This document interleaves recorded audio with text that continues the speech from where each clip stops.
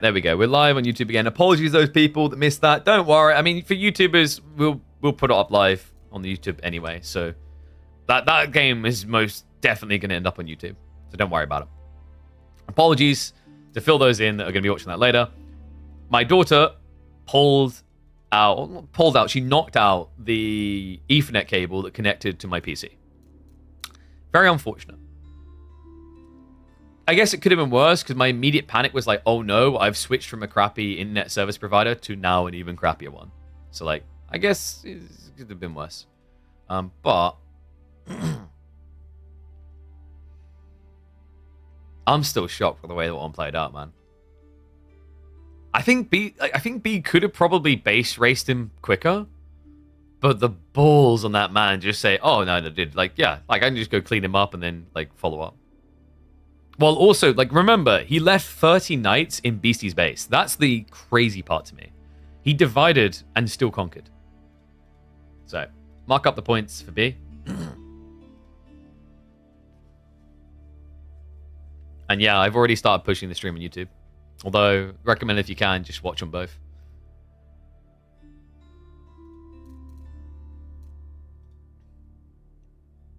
Alright. So I think... have they made the picks? Let's have a look. Yeah, it's going to be Chinese versus Order of the Dragon. Is that Coastal? I think that might be Coastal. No, because, like, do you save Byzantines for Coastal?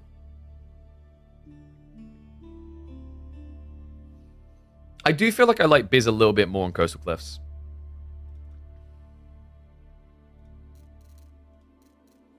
Alright, let me get confirmation. So it looks like it is going to be...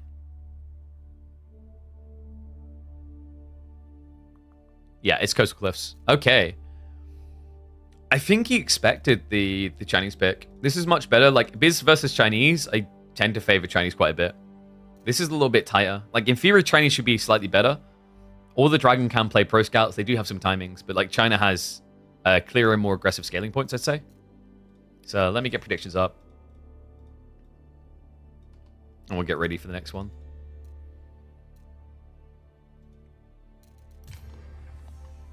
Oh, man.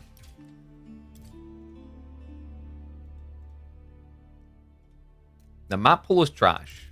I mean, if he's got that feedback, he can talk to me about it. If that's actually what's been said. I would argue the map pool's fine. Well, you got like Dry Arabia, Prairie, Coastal, Lipany. I don't know. Like, this is like balanced from a ladder perspective, and also like we've got some absolute classics. Right? Like Coastal's a banger of a map. Dry Arabia's really good. Lipany functions nicely. Holy Island is like probably the best water map in the game.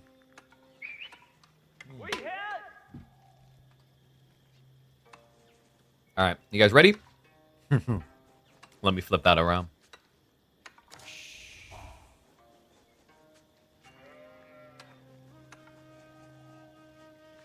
Yeah.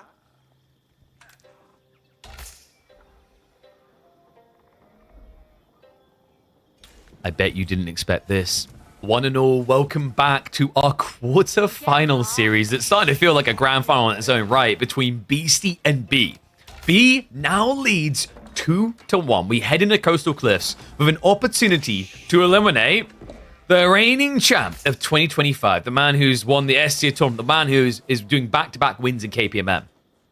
Statement play for B on offer here. Chinese up against Order of the Dragon. You can see what the focus is going to be. Even on a map like Coastal Cliffs, it's going to be all about those pro scout shenanigans. What I'm curious about is whether maybe B tries to block pro scouts at all. Because I'm looking at this spawn. It's very linear. You could potentially push across your opponent's deer side and then retract towards your own, essentially blocking out like 3 deer stacks. I just don't know if it's entirely worth it, considering how aggressively BC can react into archers. We'll see, though. Likely going to be looking Arkham. There's some matchups where you can lean Minework for the idea of maybe Golden Cuirass.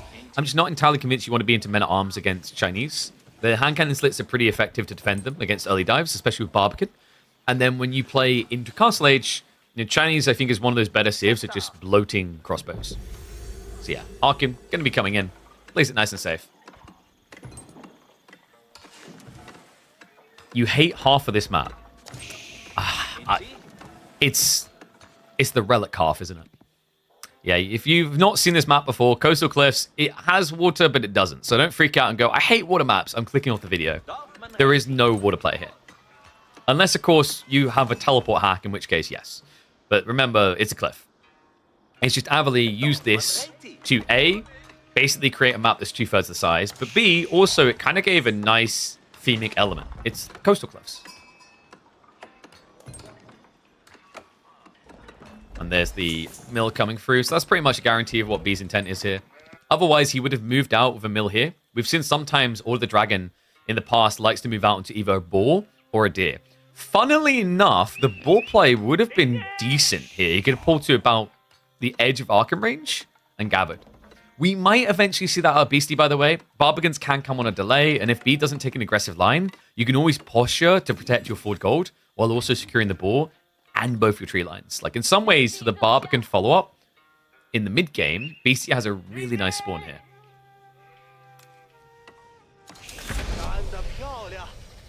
Can Shinobi jump off the cliff? That's actually a good question. Yes. They actually can. Like, yeah, no, that... Can someone go try that? I don't think anyone's bothered so far. But there should be enough, or rather not enough in it to stop them. At certain points, you'd have to find the right interception point. Same logic with Canal. Like, Canal, you can actually Shinshin blink across the river.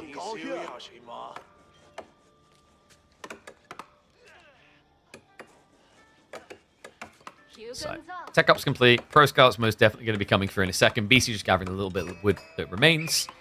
B needs to start inflating quickly into his own big boys. I'm not really expecting him to open with a horseman here. We have seen it in the past a little. I think it's just maybe worth... Yeah, there we go. Yeah, racks first. So logic here is you can get the extra wood to go into the stables. The reason why I said no horseman is the horseman takes a long time to produce, and your aim's going to get a lot of scouts out. Like, if you wanted to block the pro scouts play on the other side, you either go scouts yourself and just try to outblob, which is impossible against China due to the quicker production rate, or you go in for the spearman play, because, like we said, if you look at the map, he can actually block a lot. The spearman can kind of patrol this area, and then you know if your opponent bypasses you to your own deer. And the whole idea is if you block here and follow up into your own scouts, you can take your own deer. Wait. That's surprising. Okay, so he's not going to bother with the spears. He's going straight after the gold. Wow. Okay, that's kind of interesting, actually, because the goal here should be a castle rush afterwards. So in his eyes, like, the logic here is if you hit the gold, you block your opponent out, he's stuck. There is still taxation to consider here. And also, there's the risk that your opponent Barbican drops this. But if he gets 2 D-stacks home at least, he can vomit out, like, what, 15, 20 men-at-arms? And then if it doesn't work on a dive, you pull them back for a castle age timing. It's ballsy. Especially against pro scouts, because in the early infraction of the game, your opponent isn't picking them up yet. He's scouting. Yeah, and he just got scouted early. He immediately gets seen. Beastie, he can gather the necessary food and just go for a rush Barbican here. Goes for an outpost instead. Because he didn't have the food yet, right? Like, he knows it's going to take a little bit too long, so he plays it safe.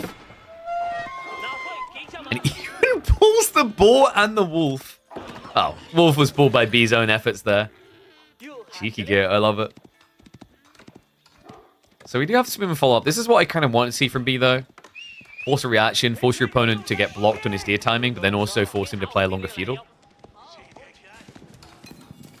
Because remember, the Order of the Dented units are so chunky, you don't often want to fight them directly at this point in the game.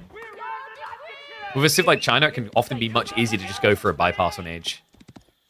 And it is going to be a horseman opening here from Beastie. Interesting. I think he didn't actually scout the spin follow-up. No, so B's been quite crafty about this. Is going to be late to block the back deer. Those are already home. Has he misread this? I feel as if he's misread this. Yeah.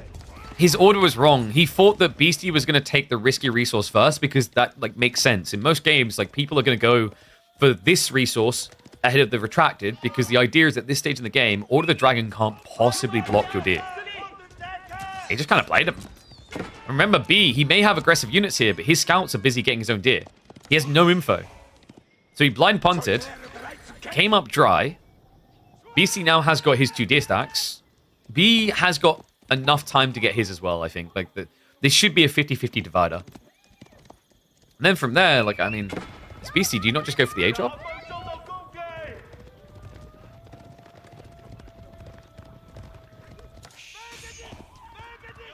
I think so. Like, this just hasn't really done enough. The men-at-arms are already low on HP due to the dives. Horseman will get to do a little bit of poke raid on the other side, so it can force some reactions out of B. Good choice, he already did go into the outpost.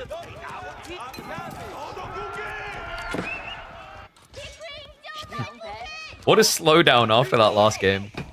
You know what, like, I want to actually praise both B and Beastie in that game as well in particular. It felt like there was a lot going on. It feels like sometimes when you get these hour-and-a-half long games, it's tedium that leads there because people are stubborn and don't do anything. They both were gunning it non-stop.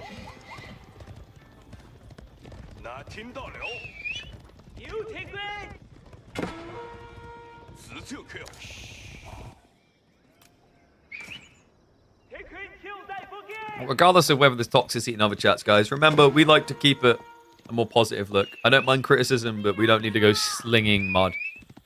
So it wasn't okay earlier against B, it's not okay against Beast either. And if he has some feedback on the maps, etc., we literally have methods for players to relay that to us. So Beastie is going to be the castle, but Regnit's coming in a lot quicker for B.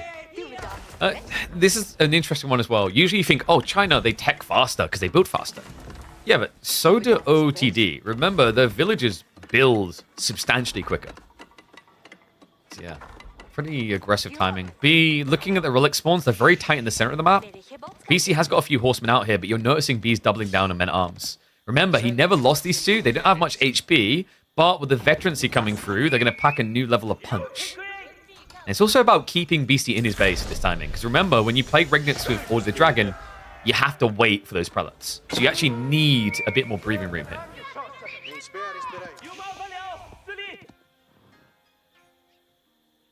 Imagine if Cyril or Clem switch. So Cyril's on and off played team games a lot in the past. I wouldn't be so shocked if he came back. Clem would be a surprise. Spearman, though, hello. Wait, the men-at-arms coming. Whoa, hold on. MAA, they haven't been upgraded yet, so good jump there. BC reads it correctly. Ignores the spearman, lets the archer deal with that, because if these men-at-arms get upgraded, he is slice and diced. Great handling the situation from Beastie. Men-at-arms upgrade just didn't come in anywhere near quick enough here, so tech up will be successful. But B already has one prelate out, second one on the way. Crossbows queued up by both players. Okay, so the reason why B goes crossbows now, without seeing a unit, he's already shown men-at-arms, so Beastie's going to be freaking thinking crossbows himself. He should also be thinking Lancers, because Lancers can kind of like cycle charge into men-at-arms. He knows that this is the winning unit, right? It kills everything that Beastie's doing right now. And the reason why B's safe to do this is because Beastie chose Imperial Palace. If he'd gone Clock Tower, you're going to be concerned about Nesta Bees. Not immediately, but over time. So now B can just look to bulk 10, 15, maybe even 20 crossbows with a great deal of confidence. It does, however, look a little bit like a man wants to go Imperial here. He's going to be rushing the relics, but the thought process is that Beastie's not out of the base quick enough. So first one already being picked up. B has now got 4 prelates. If he gets 4 relics here, this could just be the jackpot. Game could simply be over. So yeah, second one now being picked up. Third one. Wait, did he go wide? He did. Oh my god. And look how late Beastie's going to notice. He's already made off with the goodies. That's sick. The scout has been seen, so this might make Beastie a bit suspicious that he's walking nearby soon. It was a bit of a massacre on the front side, but that was mostly scouts going down, so B didn't really lose anything of value. There is still one relic up for grabs in the center. This one theoretically shouldn't really be touchable for Beastie.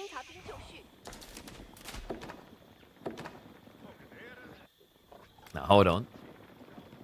Does he not? No. By the time he sees this, it's going to be deep in B's territory. And there's that Barbican we talked about at the start of the game. It's going to be coming on to the board here. Oh, the Prelate touched the site? Good eye, chats. Good eyes, chat.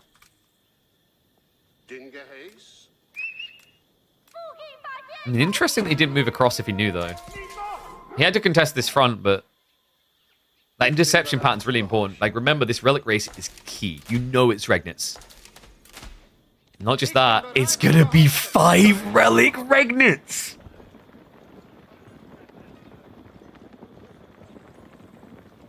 Does B just punt it into Imperial?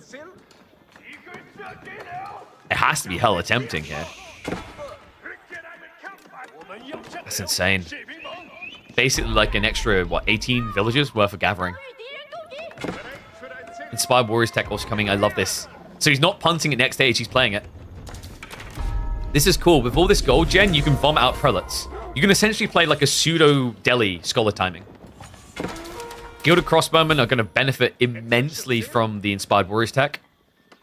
And also the armor difference, right? With crossbows being nerfed further, it's even harder to contest. It's like Knights are going to try to gank spank, but Walls are going to stop them from doing so. BC, only thing left to do with these boys is capture some sacred sites. B's like, oh man, I'm really gold starved. Let's move up and get more here.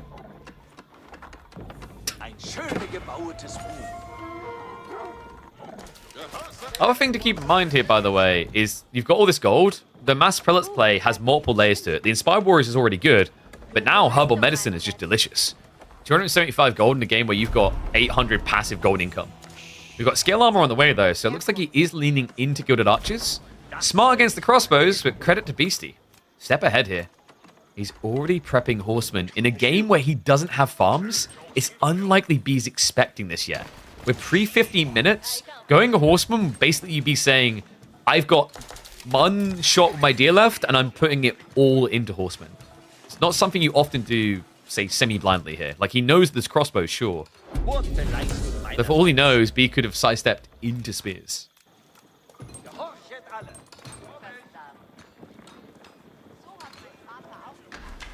And we are going to get this Relic drops in the towers. Hey, how about a Springald that shoots, what, 10.8 tower range, I believe it is? Totally reasonable.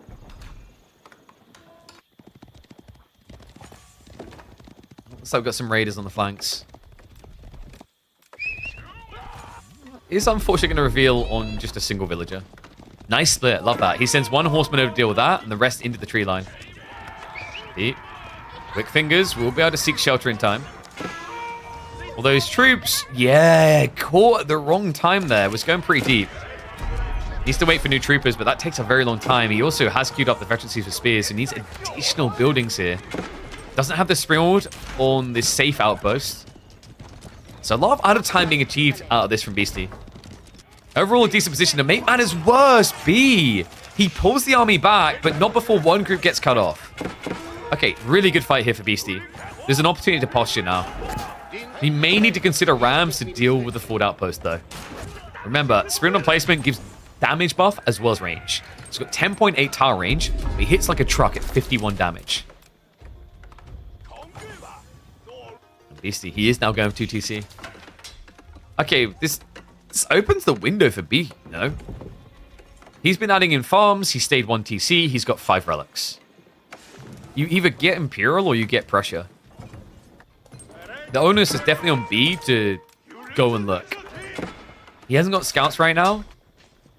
And credit to him, BC's doing a very good job of making B flounder around his own base. This is very reminiscent of game number 3. The difference is we haven't got 2 civs that play infinitely into the late game to the same degree. Not because the civs suck at it, but because the map sucks at it. We don't have insane trade posts. In theory, like, they definitely have upsides, right? The gathering rate on OOTD, the 5 relics, Chinese taxation. But I'm fairly confident in saying we shouldn't be seeing an hour-and-a-half long game. It can happen here. Very rarely. It's bloody well difficult.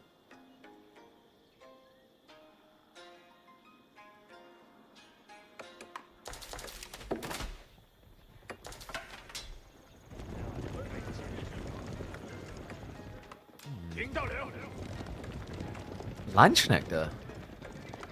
A little bit surprising. It's a lot of crossbows, but like your opponent doesn't like... Getting Lunch Nectar in is always awkward. They are very tanky, yes, but the crossbow count is very high. So B, the reason he's doing this, his food count isn't insane yet, but his gold count is. So if he can vomit out like 10 Lunch Nectar, he will reach the crossbows. Beastie may be a little bit too light on the melee, and right now he has no way of understanding that that's the case. You guys realize that when you look at the map from Beastie's vision, it kind of looks like a frog with glowing eyes? With a dummy in its mouth? Now, some of you want to say I'm high to see that. But I can't afford to be high. Not enough of you subscribed yet.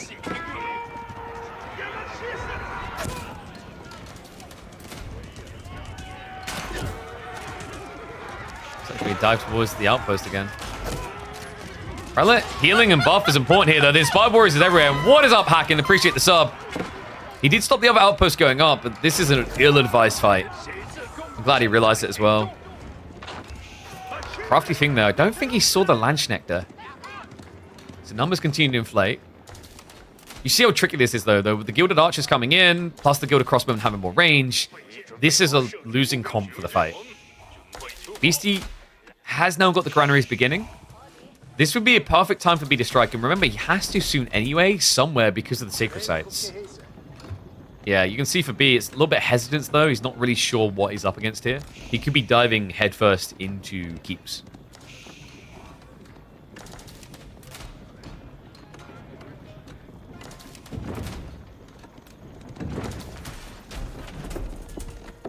I'm just going to go back to Hypno Toad.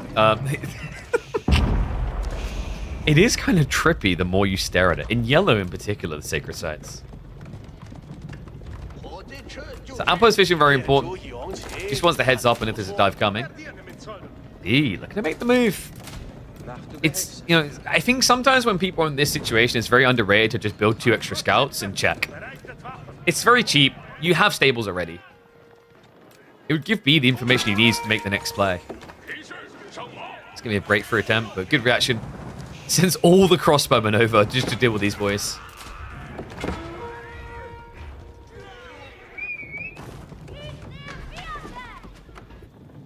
BC is scaling a lead, by the way, guys. It's important to be very conscious of that detail. I don't know, man. I'm feeling like B is playing this a bit too slow. What does he perceive as his win condition, his timing here? Because now Beastie has got Nesta Bees coming. Now, we talked about how like they're not clock tower, they're not that tanky, but you get 6 of these together, bye-bye half of the Order of the Dragon army.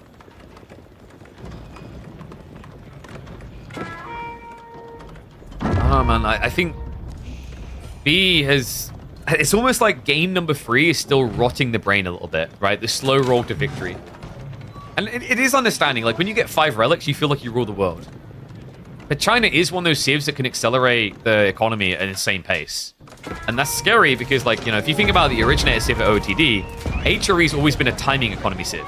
You know, you get the hyper late game, there's better civs there for economy and military. But they vomit out their timing so quickly, they're dangerous. OTD can sometimes have similar issues from a military pop cap standpoint. I'd still say that this is his point in the game, though. Even buffing the mango, remember that does work. Nesta B shots, though. Needs to get in fast. Lunch Nectar, look for the gap close, but he hesitates the moment he sees the crossbows. Good news is he does have 6 prelates. He can offset a lot of this damage. Bad news is he doesn't have herbal medicine, so it's going to take a long time, and that means less Inspired Warriors buffs in for the rest of the troops. Worst news still, we still don't have a Sacred Site decap. It's going to be starting to move north.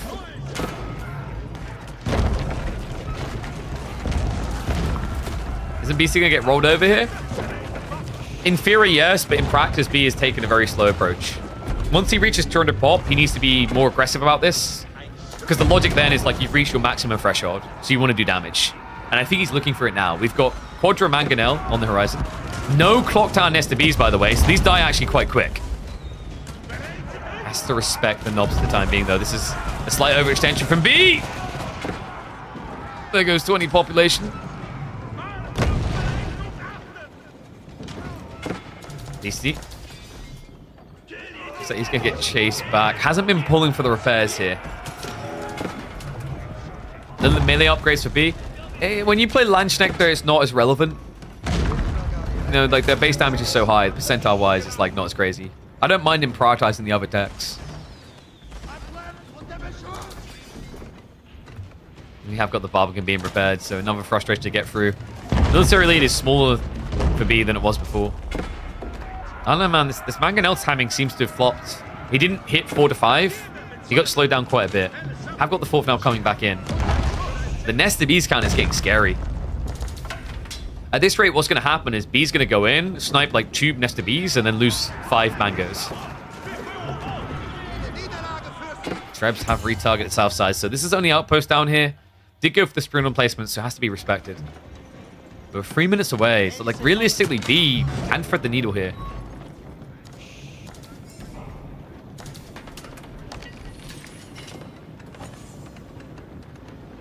Beastie. We still don't have a front line. Even with farms now, he's just going deeper and deeper into crossbows. It's like reminiscent of game 3 in a different way now, right? That game it was mass hand cannon nears no front line. This time it's crossbows because we can't get that deep in the game. Ringing the bell. Greased Axles is also coming from B because he understands how critical that initial wall-up timing on the Mangoes is. More outposts being built. Keep drop now as well. He's putting himself in an uncomfortable position here. STB shots will find the Mango kill. This just has to feel so frustrating. Nestabees in Castle Age are king over Mangoes. Oh my god. What Mangoes? He's down to 1. No way. He just lost another 20 military. This is over. B just lost the military lead.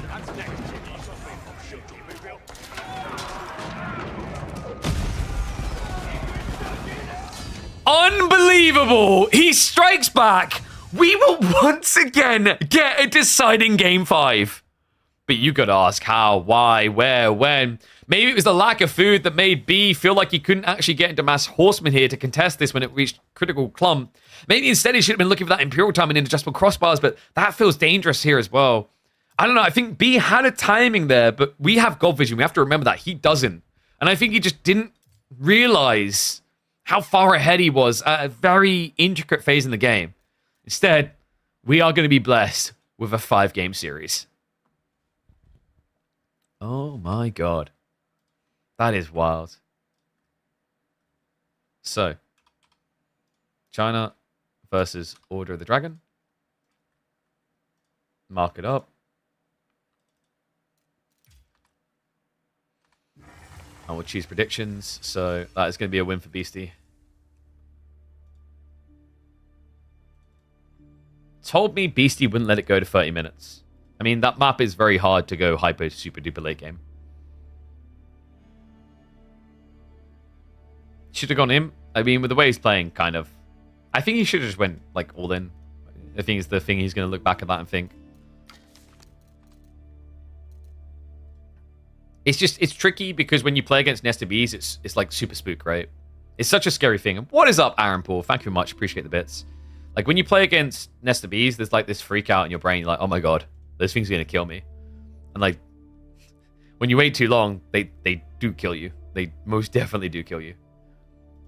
So yeah, just a little bit unfortunate for him. So deciding game here means we're gonna be doing it on Dry Arabia, the purest of purest breed, man. And that means we're gonna be getting either Delhi or the Mongol pick, right? Has to be Delhi. Meanwhile, B, he has what? Byzantines or English Ottomans. Okay, so this is kind of sick if you go Ottomans. It's high skill execution, but Ottos can beat Delhi. Mongols would be an insane twist. We don't really see Mongol Otto much. I feel like Mongols can be okay there. But, like, you know, the reality is B probably doesn't want to do Byzantines into Mongols. We said that they could have a fun party on you because of the outpost rush. Because remember, the issue with Byzantines there is the outpost rushable resource is secondary cap, right? Because it's the berries, not the gold. So there's a very big forgiving window of time for you to attack there.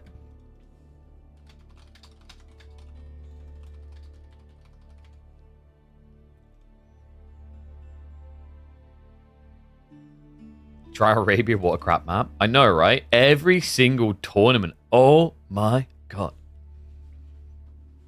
Can we, like, just get a better map? Anatolian Hills, maybe? Wait, who banned... I didn't check that. Who banned Anatolian Hills? Who dare ban the Blessings of Anatolia? Okay, yeah, Beastie banned it. And then B took away Golden Heights. Mesopotamia? I'm not crazy about it. I've talked to why. I think the tray is, like, awkward. It's also, like, decent for pro scouts, right?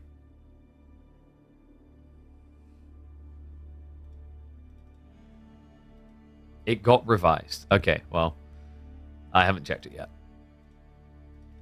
You already got your recommendation from Anatolian. We're not giving you them every week. We're going to spread them out. I actually have something of my own design cooking that I think you guys will be quite excited about when it gets revealed. A really cool map, actually. I hate to brag. Well, I don't. It's dope. Okay, so we are waiting for the next game to begin. They should be setting up lobby in the moment. I'm going to run 2 minutes of ads now so you guys don't get spammed with them afterwards, okay?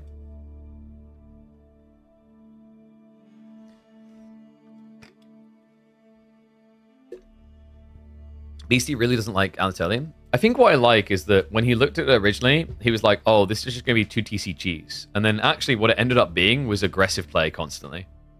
At least, like, the winning play. I feel like we talked about it on the week, is that people who went 2TC were just dying all the time. I like that.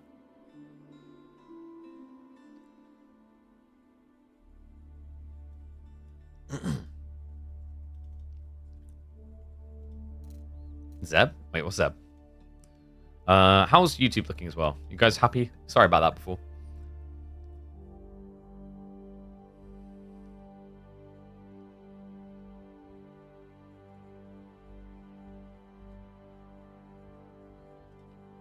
Nesta bees or mangoes? Oh, dude, like Nesta bees for castle, mangoes for imperial.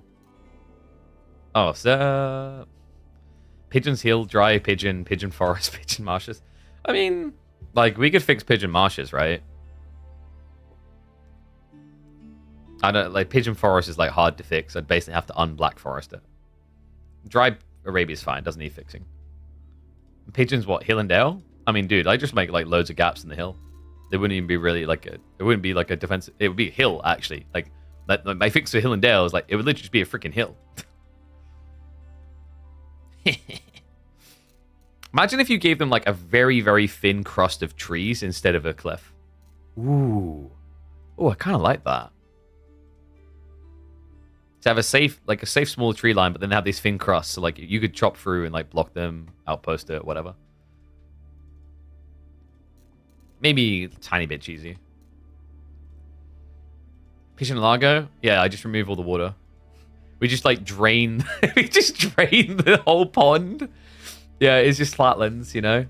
It's shoreline, not shoreline, shallow. All right, so looks like we had a slight delay. They are now setting up the game, so we should be getting in I reckon like probably I guess 60 seconds.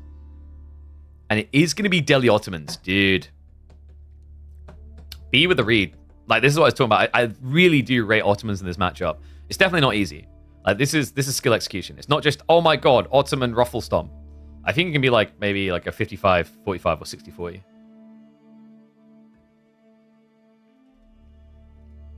Pigeon Pass. So like the way I'd fix Pigeon Pass, I think I just put like stone outcroppings in the cliff sides so that you could eventually open them up. That would make Mountain Pass more interesting. If you had like, you know, because you've got that thin divide, right? But then if you had like 4 different points in the cliffs, in the like the mountain lines, where there's just a stone outcropping of 1200, and if you mine through it, or maybe no, you do 6. So you do 2 big stone outcroppings and 4 small. And if you mine through any of them, like any of those 6 divider points, you have a new access point into the enemy base. I kind of like that. All right, looks like we're loading up.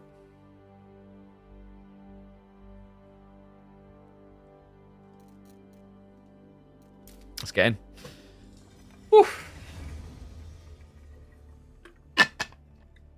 Been a long stream. Would have been 7 hours if it wasn't for that slight disconnect. Oops. Sorry about that, guys.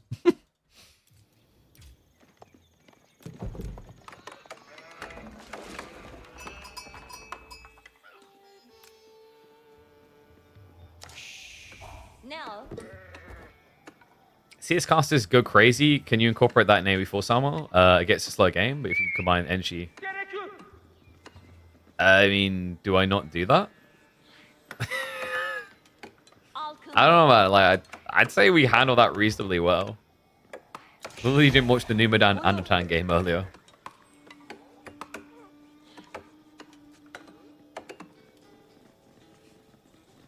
Oh, yes. Green on green. One and all. Welcome back to the channel for the deciding game. That's right. 5-game series. It's the only way B and B know how to do it.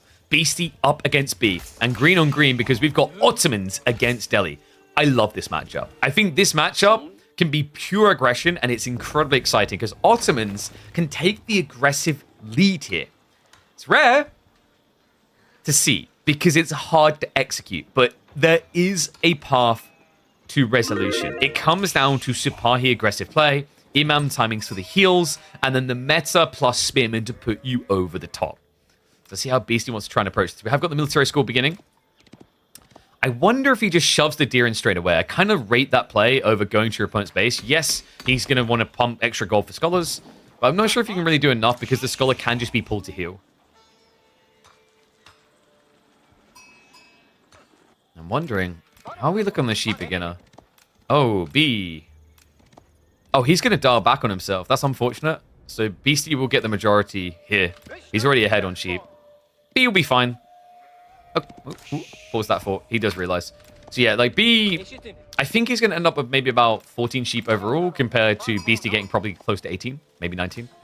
The other thing here is the Anatolian Hills down the line gives you the extra sheep pool. I have this funny feeling that B is going to do something heretical because he does it a lot. You guys are familiar with Pro Scouts, right? He's the only player I've seen consistently go Pro Scout Ottomans. The trade-off of doing that means that you won't have Madrasa for the superior gathering rate to push the initial Sipahi spears. And there we go. Spear are moving across now to try and deal with the deer. And look at those predictions. Wow. People going hard on the Delhi. I mean, if there was anyone who could pull it off of Ottomans. Right, like, you guys remember we had that game last week. Was it HRE versus Otto? In which, like, what is Ottoman meant to do there? And yet still B somehow hung in there all the way into Imperial Age. Didn't look good for him, I'd say, but, like, it wasn't, oh, GG, why is he still playing this game? And it is going to be the Sultan Hani. We do have 2 on gold. Wait, what? What? Eh? But Dry Arabia map spawns balanced and fair. Huh? Okay, that is like a jackpot. Considering it opened with a military school, usually you lose a lot of efficiency in the early game when you go for that military school play because you walk 5 out onto the stone and then walk back. The fact he got a mining camp like this, mwah, c'est la vie. Looks like there is going to be some deer laming. Yeah, so Beastie, he understood exactly what B was up to. He scouted the base, saw the military school. He's like, what do you think you're doing with my deer? I'm going to hang around just long enough. There's not enough spearmen here to stop this. He could try to start shoving this deer stack in as well. Judging by the gold gathering, like 2 on gold here, plus the Sultani timing here, I'm expecting this to be stables drop, maybe 1 or 2 Sipahi, and then pro scouts to follow for B. And you need to get this initial Sipahi or initial Spearman because of the Ghazi opening. I wonder, does Beastie consider going someone other than Ghazi? It would surprise me.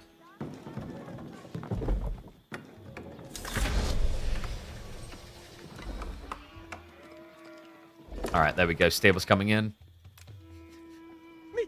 In Beastie's head, what the hell? Look at the gold spot. I mean, dude, like, I feel like anyone would go in this game and go, like, what the hell is that golden stone spot? I'd love to know what the probability of getting that spawn is.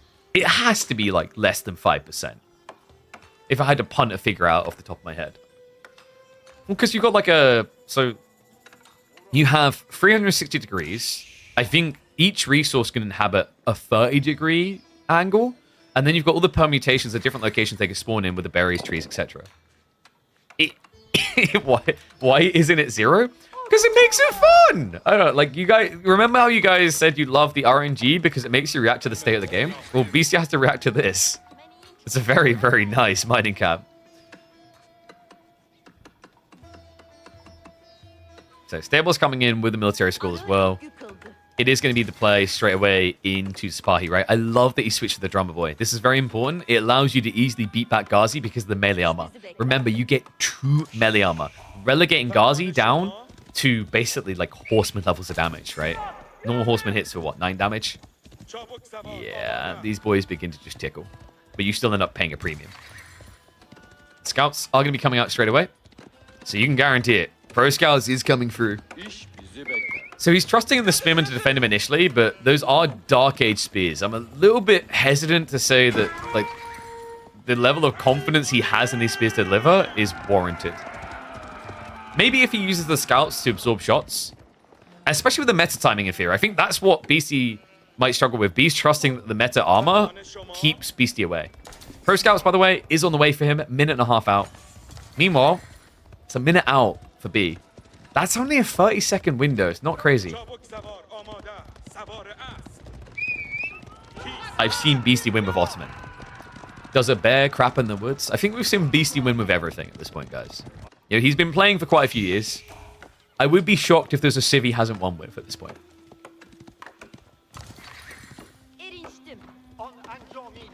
And there we go. Sipahi queued up. Even goes for the Imam point. Yeah, so the Ghazi can't contest. This is really cool. I wondered if he was going to do it. Like, the logic here is you only need Anatolian Hills if you don't have the deer. If you don't have Anatolian Hills, that's a spare point floating around. The Vizier comes in clutch because Beastie, look at what he's doing, man. This is the way B wants to go. I've seen this type of matchup play out, and it's very intriguing how impactful Imam are when someone forgets to add in archers or can't add in archers. For Beastie, he doesn't know it's an Imam point yet. If he scouts it early, this is big. It does suck that he would have built the racks already, but like he could think about going maybe Spearman archers here. Instead, give me a dive under the gold. B just kind of looks like a guy going fast castle. We'll get the worker kill, so first blood drawn there. And the Imams have been revealed. Okay, so B reveals the info early. And yes, Ottomans. Don't doubt them, guys. Situational pick, but there's a few matchups where Ottomans have some really crazy timings. Delhi's one of them, Japanese another one.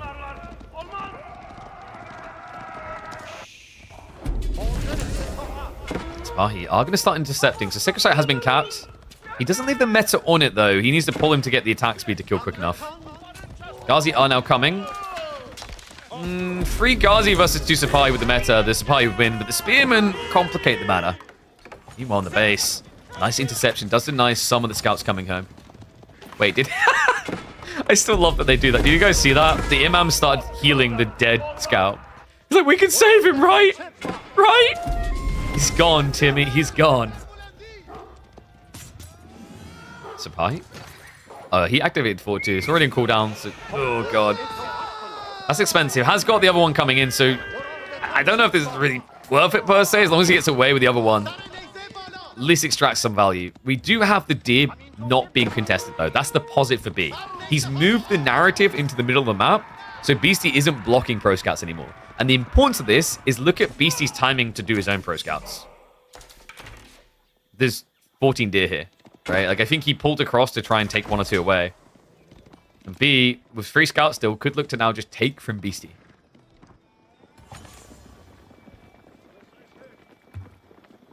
Six sites should be decappable. The problem for B right now is his army's kind of all over the place.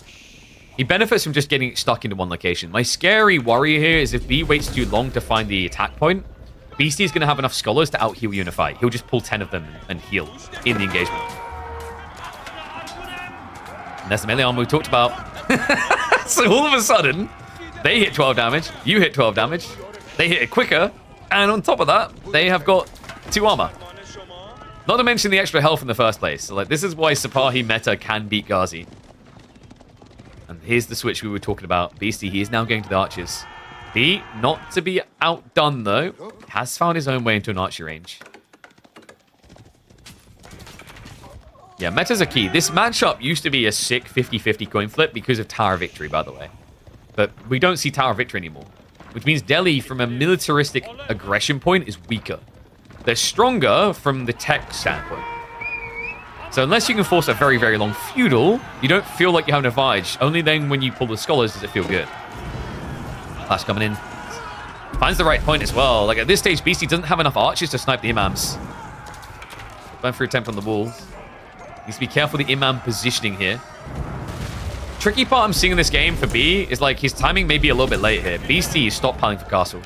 Yeah, even if you get this decap, he's at least going to get the east one. Okay, this double spear here, that shouldn't be happening. It's just a matter of when does BC realize. So for B to really make this worthwhile, he needs to force BC to overcommit, and then he doubles down on feudal. Because remember, the longer that the feudal goes, the better it is for B. He's generating free units from military schools, which you can add more in. He's getting vizier points, which bring clutch value moments.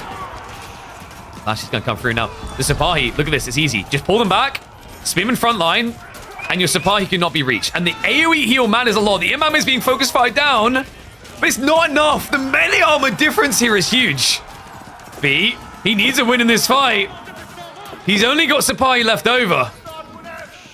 But the spearmen are mostly gone. Like, what? Is one left here for Beastie?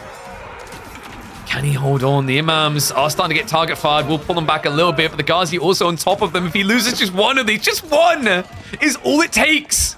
Beastie able to break through now. The AoE heal has been crippled and will soon be fully disabled. Meta also goes down. This is grim, man. I think B maybe played this a little bit too long. The difference in this game compared to the standard Ottoman Delhi matchup we were discussing is the pro scouts play. It left his timing a lot weaker, and Beastie did not skip a beat. He wins the fight, he keeps the military mass, and he doesn't even sacrifice the castle age timing. This game just got officially ugly for B. It's crazy as well. Like, you saw how you kind of got a preview into how good that healing plan can be with the meta, right? Like, it's insanely effective HP you can give your army. Just unfortunately for B, like, I think when he looks back at this game in hindsight, the feeling is going to be it was a little bit late. He was so focused on reaching critical mass and count, like he just sacrificed the key timing. Because the problem as well is, like, once you commit to the Imam point, you're on a clock until it gets scouted. The first time it gets revealed, now your opponent has started a clock to counter it. It got revealed, and then the clock was 3-4 minutes in, right? More than that, I think. So Beastie had enough time to start bunching archers to try and snipe those out. And although it came in late in the fight, like, once again, by then, the problem is because B is playing with a light step here because he's scared about overcommitting, he allowed sacred sites for way too long.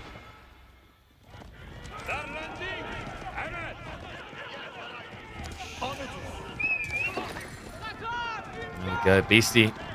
About to be in Castle Age. B started to gather quite a lot of stone here. I don't know if that was intentional. It's quite a lot, actually.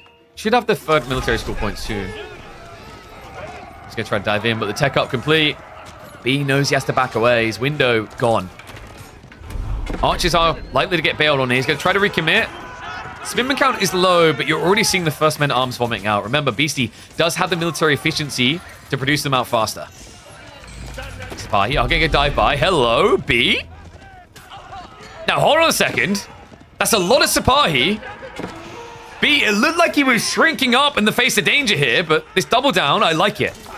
He will eventually throw the Sipahi away, but it's keeping his opponent pinned in his base. He has got the archer follow-up. In theory, he could find a few worker kills if he keeps diving in. Will even be able to start intercepting the scholars. One worry I do have, it's still a lot of passive gold you've given your opponent, so you need to find more out of this. Renewed aggression into the base. And Arms line is starting to stabilize, though. He's up to 10 already. You see how insane this is. He has 6 racks as a production right now. Yeah, producing men at arms every 11 seconds. That's the difference, right? Against any other Civ that has, like, regular men at arms timings, those Sipahi would have been capable of breaking through. Instead, all we're capable of doing in this game is going deaf courtesy of Beastie. Thanks, mate. Looks like at least this one's going to get denied. B has to reinvest in the feudal. Oh, we're in death limbo now.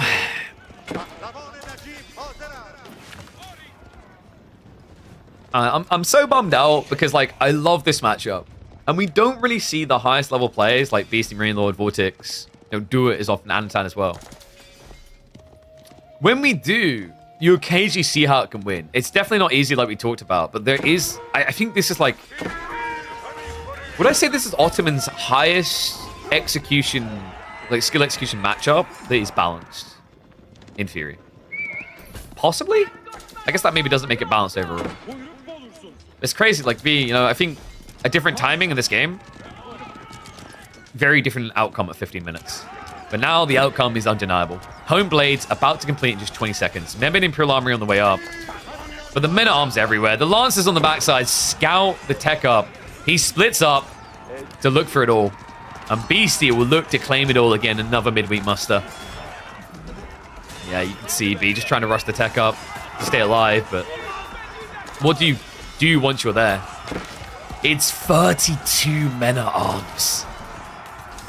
There's just no counter pressure. Village is now in panic mode, trying to find somewhere safe. Textile's at least going to make them a bit more tanky, but this is pure chaos. The melee armor is at least helping reduce the impact of Home Blades. The damage is stacking up. It's 12 worker kills and counting. I just don't see the way anymore for B. Man, it's crazy. The way he led this series after the third game. Then game 4, into game 5. I mean, game 4 just looked like a bit of a misunderstanding time. I think that was the one where he could take the series. This one, just a highly technical, hard to execute build. That was just a little bit too late.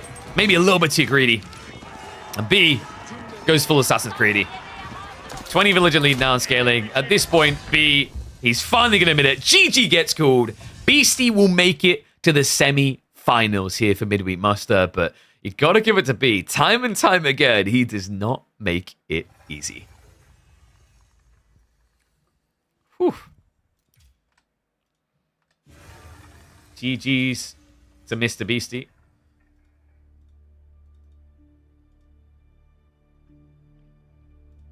But we are not done. That's right. I can't believe it. We're still not done. I need to eat at some point, but we're not done. We have got another series. So we got one more series ready to go. We have got Scatterbrained versus Wham. So I'm going to update this bracket now. What do you guys think of that series, man? That was crazy. That, like, I think that series fizzled out towards the end. Game 1 to 3 was incredible, though.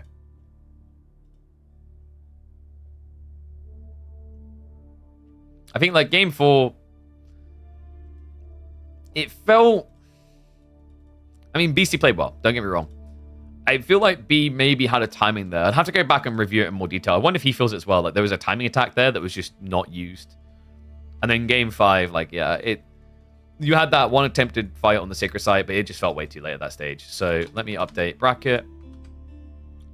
We've got Beastie through. Anatan versus Demu is likely to play tomorrow. The reason is that, like, Demu just really wasn't available today, so it wasn't possible. So we're waiting for updates on that, on whether he'll definitely be able to play tomorrow or if it's going to be a forfeiture. And that's why I was saying about the possibility of coming live tomorrow. But I need to check some things.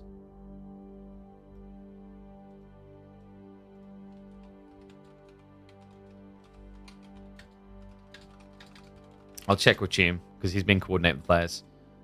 So at this rate, we'll likely try to keep, like, Vortex versus either Scatterbrained or Wham for Thursday, maybe. But we do have a draft. Let me get the details of that ready. So we're going to be hopping in for Wham versus Scatterbrained.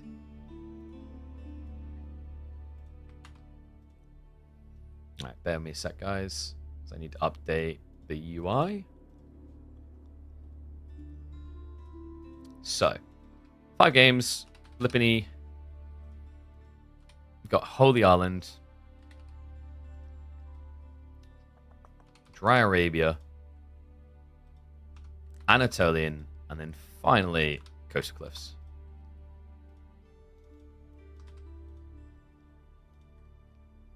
There we go.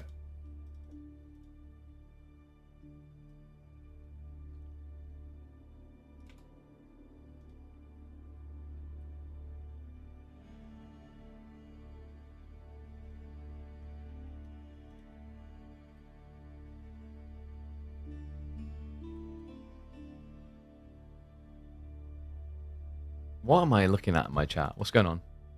What's this waffling? All right. I think Chum response.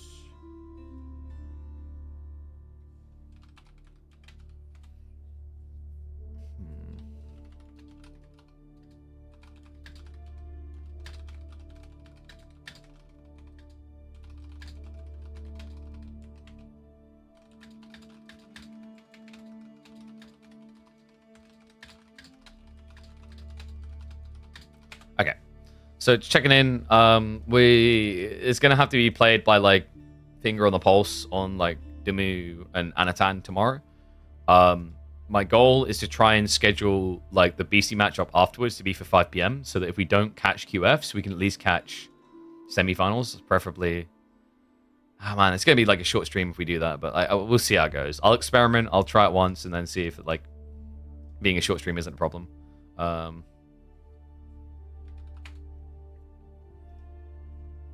But let's get ready with this one. So let me get the games ready. And yes, we're getting another one. We've got Wham versus Scatterbrained, hence why we've just updated all that. So, game one, Lipany is going to be Delhi versus Mongols. What?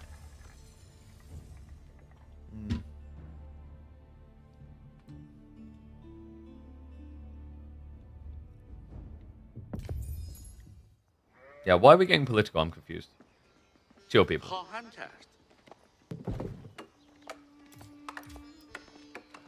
I do need to get some more mods. Need to figure out some more people to mod.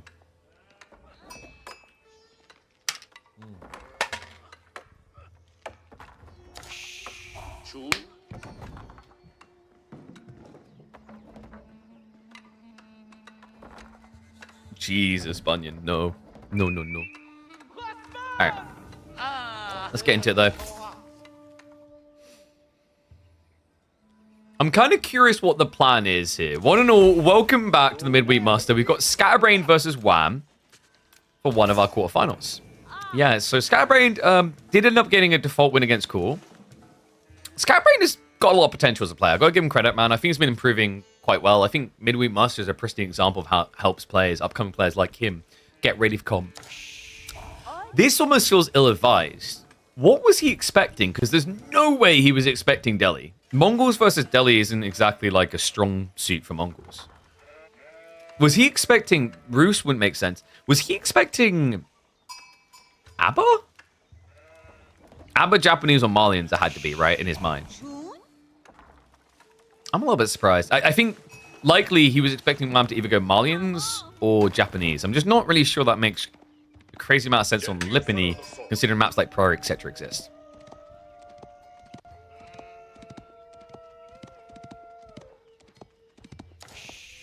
And the previous vote. All right, chill.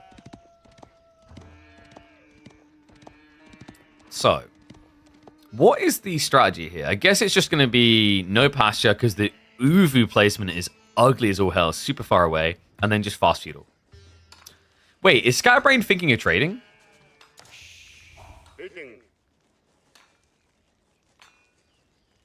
This seems like trading.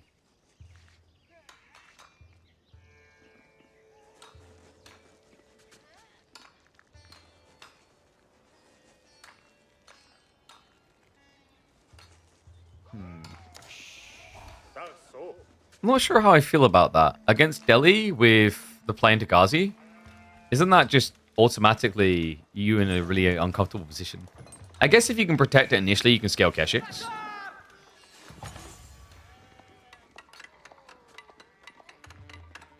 What's going on in chat? Why am I being asked to ban? I'm confused. What did I miss in chat when I was organizing the scenes? Who the hell set fire to the house while I wasn't looking? Cheap pull overall, like start here for Scatterbrained, it's not crazy. And also he's been mirrored. Wow, yeah, there's not much left for him to easily grab here. So Dome of Faith on the other side is pretty standard. I wouldn't expect anything else from Wham.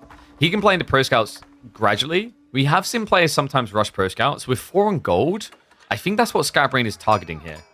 Yeah, Pro Scouts rush. I mean, he's not going to go stables double scout production. I don't think that's great use of stone usage, right? It's quite expensive.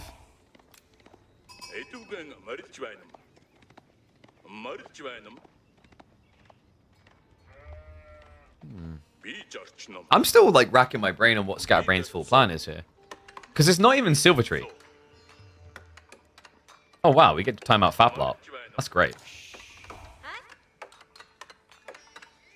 So Deerstone is like... I get the thought process behind Deerstone to be aggressive. We did say that Silver Tree is like too greedy, but like I'm still racking my brain. In fairness, what's probably happened here is Scatterbrain just completely got like outdrafted on the opening. He just didn't expect this. But this is also like, this is a foreboding warning about Mongols as an opening pick. I feel like we very rarely see situations where Mongols as first pick feels good. Because the problem with Mongols is they are a situational pick. They're a counter pick to certain civs. So when you begin a series where there's 6 options and you say Mongols, you're kind of in trouble.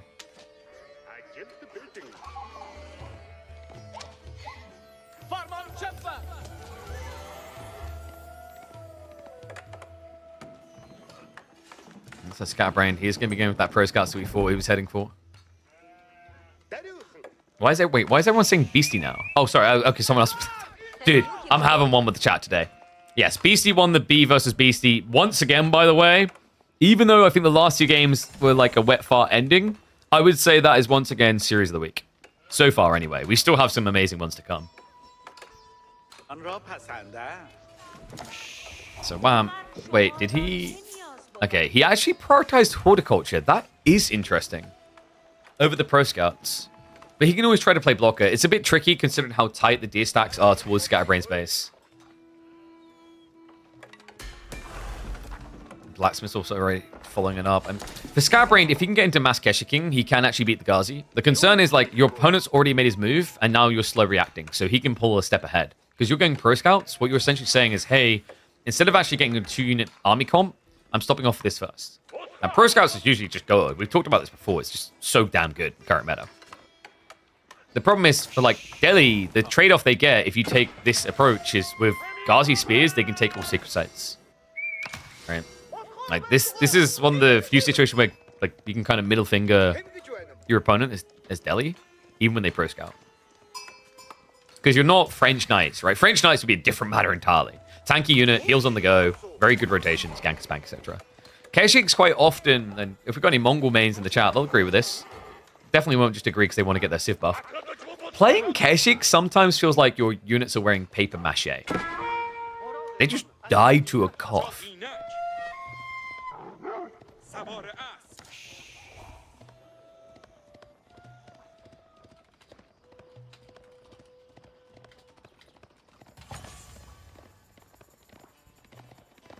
And there's the spears we talked about.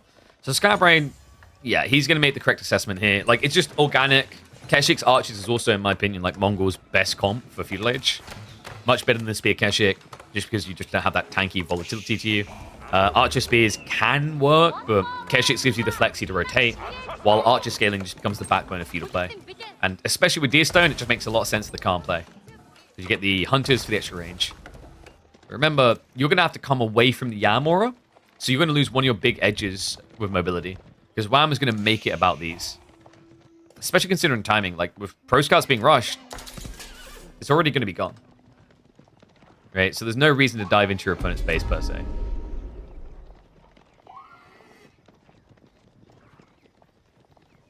Alright, that guy got kind of weird.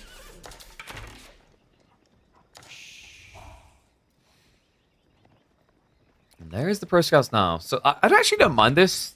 The thought process is kind of cool, right? So he gathers through the berries quicker, can move to the secondary. He has a better food gathering rate now, so he has a deeper vomit of troops at this early point by sacrificing Pro Scouts timing. The logic being is like he can come back for those later, and presumably he believes he can just like contest Scatterbrain directly enough that his scouts can't get anything. Credit to Scatterbrain though, he hasn't been insanely greedy about this. He only went double scout. So he has got a lot of push into Keshiks. My concern is when do we start diving? Yeah, because did Wham do that intentionally? I don't think so. Scatterbrain, did he not scout that? I think he did, and he just saw the 4 spears and didn't want the fight.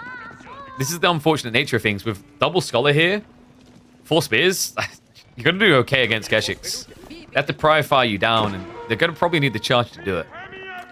Meanwhile, Wham, he is approaching into the main. He should just be looking to burn down anything near the EV. Yeah, kind of inhibit the double production. And, you know, you're not expecting to get kills here per se, but what you can do is if you harass this, Scatterbrain has to come home. And that's important because of what's happening in the middle of the map. We've already got 2 sacred sites, third one now being captured.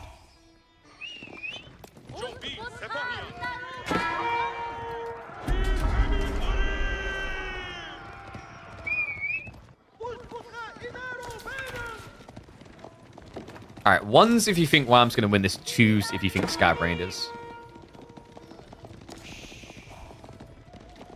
I like the idea of what Scatterbrain is cooking with, despite how rough of a matchup this feels like it is. But he's just not finding any damage. Wham's on point with the reactions. Pulls away quick enough. It's going to be one of the Keshiks going down. I mean, the scale points don't lie, right? With Sacred Sites locked in, there's just a lot more income now to just generate for Wham. On top of that, Pro Scalps is like, what, a minute and a half away? And he's already playing out to the deer.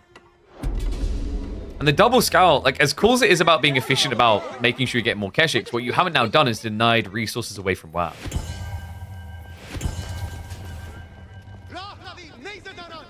Wow, that's a lot of 1s. Can you guys, like, Jesus, poor Scatterbrain here, man.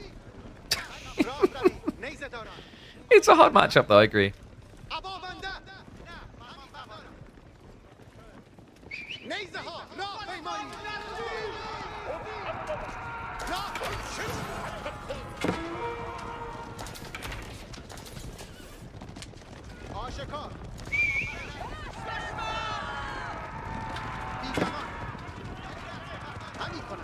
You changed your mind?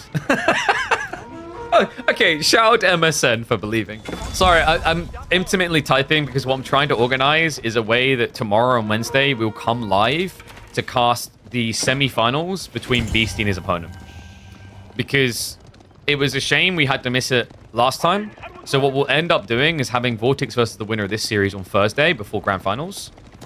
And then we'll have the Beastie versus ...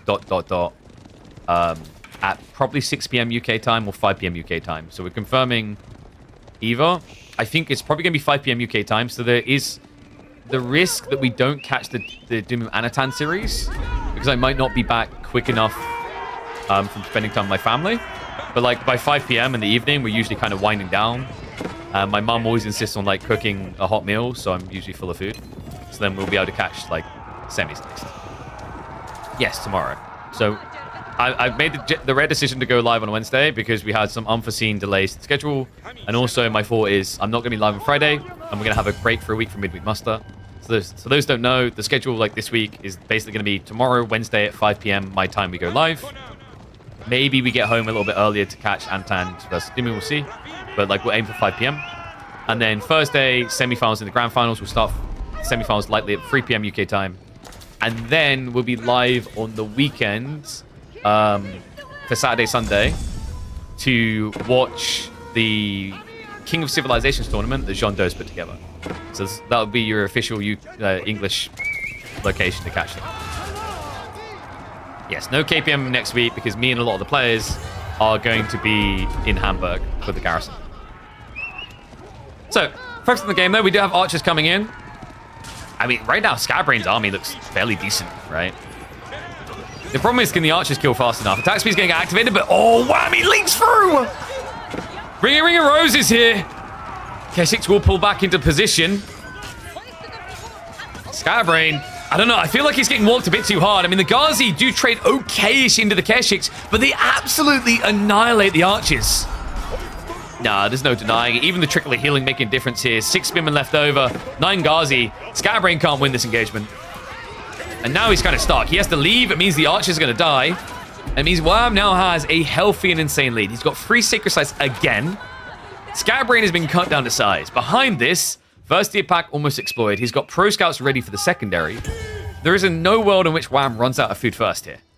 In fact, Scatterbrain, dare I say he might have to consider pastures at this rate. And yes, I'm flying out. I'm the host for Garrison. They announced it the other day. Exclamation mark announcement. I'm pretty sure I updated it for that. A-click Galanza, Galore, and Extravaganza all in one. I mean, at this stage, he is kind of in that confident position. Just scaling Ghazi low is pretty effective here. Instead, you can see Wham's getting ready for Castle Age. Yeah, so Scatterbrain... I think that fight was just too critical. He could try to catch up and castle himself. Current time, maybe he's a bit too greedy. More likely, if he does find the resources, you're probably thinking step readout as a recovery mechanism. But it's hard. Because think about Wham's army. It's still so big. So Scatterbrain has to act as if he's going to get attacked again. He doesn't have God vision like us where he say, oh, yeah, he's teching up. I need to tech up too. Even if he did have that vision, the problem is, like, Wham's army is big enough that he could consider diving.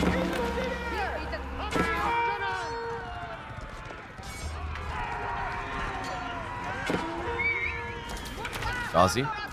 I'm just going to get some freebies and back away. Like, this is the thing. Keshik's equal numbers definitely beat Ghazi. Roughly similar numbers, resource-wise, can still beat Ghazi. The problem is, whenever you're outnumbered, like, you can't even run away from them. They're faster, they can surround and pinch you. Exactly what he's trying to do here. The Scatterbrain was starting to stockpile a little bit resource-wise. Now I'm expecting him to just commit to castle. I don't think you can get enough troops out fast enough here. No, but you feel like you are immediately on the clock. The only upside right now is Wham has got the skulls out on the map, picking up relics. So the veterancy timings are actually quite slow. So for now, he still gets a feudal on feudal engagement. Scatterbrain. Okay, I respect this. I thought he'd just take the safe route of trying to follow in the steps into castle. But he understands, right? Like, if he does that, it's going to be relics home. It's going to be your opponent with veterancies first. You're better off just committing. Saying to hell with it and seeing how it goes. Problem is, it's a melee mosh pit. You just A-click in. Attack speed arrow gets activated. Scatterbrain, he's trying to target fire down the spears. It's just not enough archers. It's going to be a failed dive here. Has to retreat away. Keshik's looking absolutely dead at this stage. Collective health bar between them of 1. They're gone. Wham now has Lancers on the way, so it looks like a game 1 win is inevitable here for Wham. Because Scatterbrain, he's only halfway towards a castle age requirement in terms of resources. Then he has to somehow get the tech up while experiencing Lancer dive into the base. Now, if you're able to just run around and kite, Deerstone's super effective, but when you have to build a landmark, you can't run.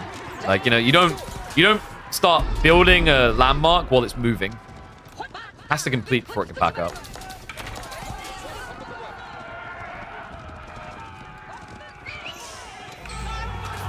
He's even going to bring it for the wall along. It's funny because, like, you think archers would threaten him, but the piety just makes it not worth it in that engagement. This stage, I think Scatterbrain's likely to see the futility of this. The first Lancers arriving. Before they got in the engagement, you could see away. I think part of him was maybe hoping his opponent was going to get men-at-arms. Because if that happens, at least you can kind of pseudo-contest with Keshik's. No denying it now. Homeblade's coming in a minute and 20. There's 8 Lancers in the field. It's going to be a game 1 win for Le Canadian. Get it? Because, like, he's Canadian, maybe he's French-Canadian, so we say Le or La. Ooh la la. What does this do to the draft is what I'm worried about now. I mean, Wham has some solid picks in there. You can see them up above here.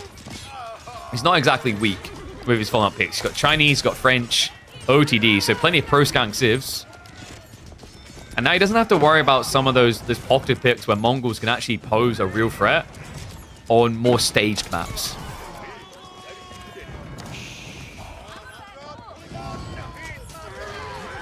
Hold on.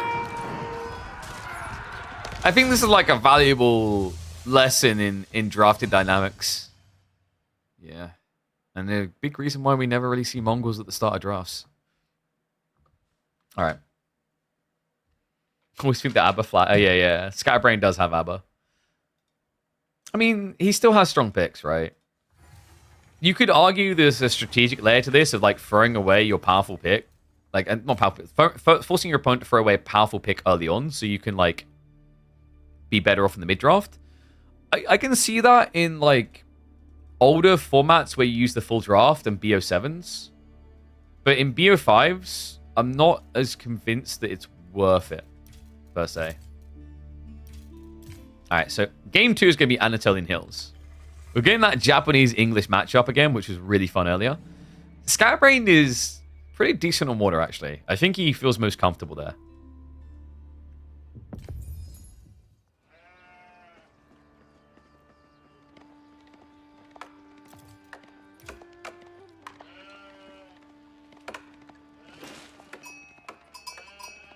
Alright, we're 2x for the other game.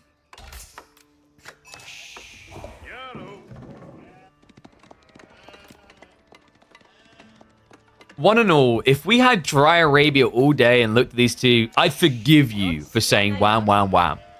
But it might be a bam, thank you, man moment here. Game number 2 between Wham and Scatterbrain. Let's mark it up because we have got an early lead coming in for Wham. But this is going to be interesting. Scatterbrain loves his water. We are on Holy Island for game 2. Probably the most balanced map for water in the history of AV4.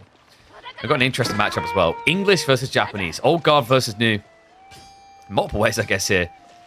Scatterbrain, I've got to give him some credit, man. He's taken games off these water-esque maps from some high-level players. He's one of those people that actually seems to like water. I know it's crazy, but those do occasionally exist. I'm wondering how actually they're going to try to approach the one. We already had English versus Japanese today. That B versus Beastie game was absolutely mind-shattering. And I imagine we're going to start off the same way here. Coca Township versus the Abbey of Kings. We're going to have the fast forward just for the other game. As we get into the Feudal, we've got a little bit of catching up to do. A reminder, by the way, winner of this series overall will be going up against Vortex. So, like, what I'm kind of looking at is someone who can either bring the aggression or has a solid, rotund understanding of defense. Wham definitely ticks that box for being able to defend, I think it's fair to say. Like, historically, he's been one of the best at it. Right? He's the guy in the current meta, still finds a way to wall where most people can't. We have got double dock. That should be expected. Okay, wait. What? Scatterbrained, he hasn't gone water yet. No. He went for a very aggressive feudal timing to deny his opponent's docks from operating. Okay, this is kind of crazy. I wouldn't have expected this, but we do indeed have it. We've got Shinobi being queued up. He is on the move out. He's got the villager coming as well. Wait, is this the outpost play? No, he's just going to aggressively dock. Okay, dude, we've got this game. We may have a series, folks. Villagers are being pulled. Shinobi, you need to be respectful of this. It does take 3 flurries attacks. He will back out of range. He needs to wait for reinforcements. The villager has been found. Second Shinobi is coming. It's going to be a split up of the villagers, though. This is dangerous. Could prove to be a mistake, actually, because if the Shinobi just goes after the villies... Yeah, Wham is now reacting accordingly. He's got all of them coming over. Remember, Scatterbrain has great vision due to the ninja. He does see it coming, so we'll back away. Meantime, he has got another ninja behind. Fourth one getting queued up. Wham has got the resources for a tech play here. And it's gonna force Council Hall. Okay. Now, this is an interesting one. Usually, I'd say this is a big L. But Wham has fishing. Scatterbrain doesn't. Other time the village is gonna get a lot worse than that. He's losing them! Snipes down 2 of the Shinobi. He loses 3 villages to that. Oh my god. The good news, at least, is he might get a boat out. Because the extra Shinobi have to camp here to defend. The bad news is, Wham needs to get the hell home. I'm not liking this. He's actually short-bowing it. What? No, surely not. Well, the villagers, they've got to be dead. Formation Shuffle is going to help a little bit, but there's no wheelbarrow. This is insane. Scatterbrained pretty much just flashbanged him to the face. Heals off to go for the extra eco kills. Should be able to get those 2. So Lombos are at least on the way. But that is now 5 worker kills for Scatterbrained. On top of that, fishing is in trouble because the docks themselves cannot operate. He needs to get Lombos out ASAP here. The other problem we've got is there's already a lot of torch damage in. He queues up the galley. Good call there. Wham had it on the forward one, but that's not going to survive. I can't believe this, man. What an insane game. Scatterbrained. Can he actually torch through this quick enough is the big question mark. I think so. You don't really want to be running longbows out one by one here because, yeah, Scatterbrain can kill you. He has better movement speed. Zones him away. Burn damage coming in big. Second longbow is on the way, but I think it's going to be too late. He's going to lose both docks. Scatterbrain is going to be set up here. The only awkward part about this is the dock isn't that far forward, so it might be difficult to now set up the fishing. He'll need to get additional docks sorted here. What a crazy start to this game. So this is the thing. I know people have some very strong opinions on water. And I respect that, I understand that. But even if you hate water, can you not acknowledge how cool this is? This is a really bonkers map. I think Holy Island is still the best water map ever made for Age of Empires. The dynamics, the way that you can play land, you don't just immediately think water every single game. The way that you can recover even if you lose water, we've been seeing it more and more recently. I think it makes for a very fascinating addition to Age of Empires 4. Like, screw Archipelago. Like, at this point, why is this map not actually in the game by default? I think it deserves it. So, Doc isn't going to get repaired in time. And Scatterbrain does have, what, double archership and a springald, so he can basically scout all the way, all the time. It's going to be very difficult for Wham to get back underwater. Longbows can potentially give you away in that you can shove in and kill these boats because you have better range. But it's a lot of effort. I don't expect him to do it. We still don't have Scatterbrain on water, though. We are almost 10 minutes in the game, and it looks like he's just going to turn this into a full land play. Has got the outpost coming up. Good reaction as well. He also has the stone on standby for the arrow slits. He's to gather... No, actually he's got enough, right? Yeah, he's got 50 gold, so he can get double emplacement here. Really important, he's played this correctly. When you're against the English, you need to go double outpost, because if you don't, they can stand on one side and hit your gold. So, good reaction by him. Wow, I'm now seeing this. I wonder, does he go all in? Yeah, he does. We've got blacksmiths. This is siege engineering. Scatterbrain has the correct reaction, though. He's got horsemen on the way.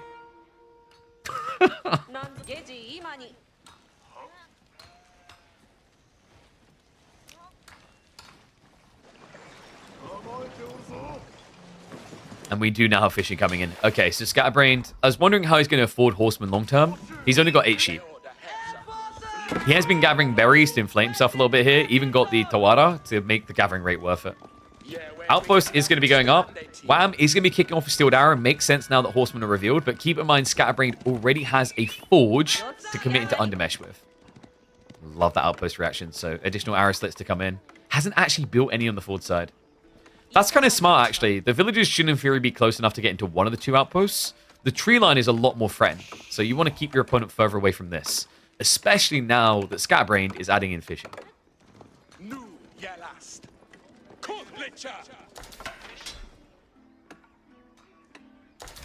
Can Scatterbrain go trade straight away? Interesting idea. Way too expensive. It's 100 wood, 100 gold. And for Japanese, like right now, you can easily get gold. I don't really think there's not really any situation in 1v1s where I've looked and thought water trade is worth it early. Because at this stage in the game, food is harder to come by. So it's much better to get your hands on fishing. Right? And then in the mid game, late game, yes, Japan needs so much gold to feel good in the game. So once you have full water control, like down the line, water trade makes so much sense. So horsemen are going to be able to ride out. The spin reaction is coming in, so we'll have to belay that order. Has got archery ranges on the way. I like this. Yumi can actually stomp the crotches off of English lombos if you get enough of them. It's kind of like a poor man's HRE. So HRE, basically, with marching drills, can like destroy English because of the move speed. And you might say, oh yeah, but what if he adds in men-at-arms? Well, that's the interesting thing. Yumi's similar to HRE. What would happen there is you basically would just ignore the men-at-arms and run past them. It does require quantity, so he needs to make sure he's got the scale right. And it is very difficult when your opponent plays counterable like this. But in theory, with the skill economy here, after maybe 3 or 4 minutes of pressure from Wham, Scatterbrain's economy will be undeniably in a better position than Wham's. Pro Scout English when? If there was ever a game, it won't be this game. No, he has to keep pressure up now. You know, you want to know the limitations of pro scouts? I'd say the limitation of pro scouts is after losing water, going pro scouts when your opponent's now going to go fish. Maybe you could make it work straight away against fishing. I still think it's difficult because, like, you're choosing to get safe food that gathers faster versus getting extra economy units. Look at this dive. Hello, wham. Oh, he's punishing the lack of fortification here. He builds the ram right underneath the thing. Remember, the fortification coming in the other one, but the arrow slits were never committed to here. So villager's dead. Great grab. Ram follow-up here. Could even think about torching the second one. There's only one villager inside this. Even if he gets the fortifications up, the firepower is lacking here. Yeah, Scatterbrain, this is very, very well-tempered. If he ran in too quickly the horseman Yuumi, he loses the fight. He has to wait until he's got a key mass. Looks like he might have it just in time to at least retain control of the gold. Yuumi are struggling to get in here. Undermesh has been prior, but the steel arrow not there yet. Spearmen are now going to commit. We'll go in for the ram. Remember, horsemen do get bonus damage against that, so it should be an easy mop-up. However, the spearmen are quick to react here. Line is definitely thinning. It's a lot of longbows, though, and the problem now for Scatterbrain is he lacks the mass of horsemen to actually break this. So gold now denied. Another worker kill easily found. And I'm concerned, actually, because there's a follow-up play now. Why is Scatterbrain still ahead on economy, guys? He lost villagers as well. Surely it should be this far. It's the fishing. What's to stop the ram heading over there? Ram instead is going to go after the housing to try and pop block his opponent, but he could just as easily send this over to the docks now, inhibiting Scatterbrain's ability to even get more horsemen.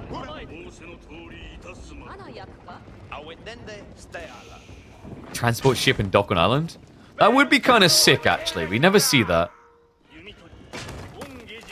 In fact, like, it's kind of worth it here. Because if you can dock this area, it's closer to a lot of the deep water fish. Obviously, the more ideal is build up the coast. But as a backup option, it's actually not terrible. In some cases, like the north side fish, it could be argued to be superior.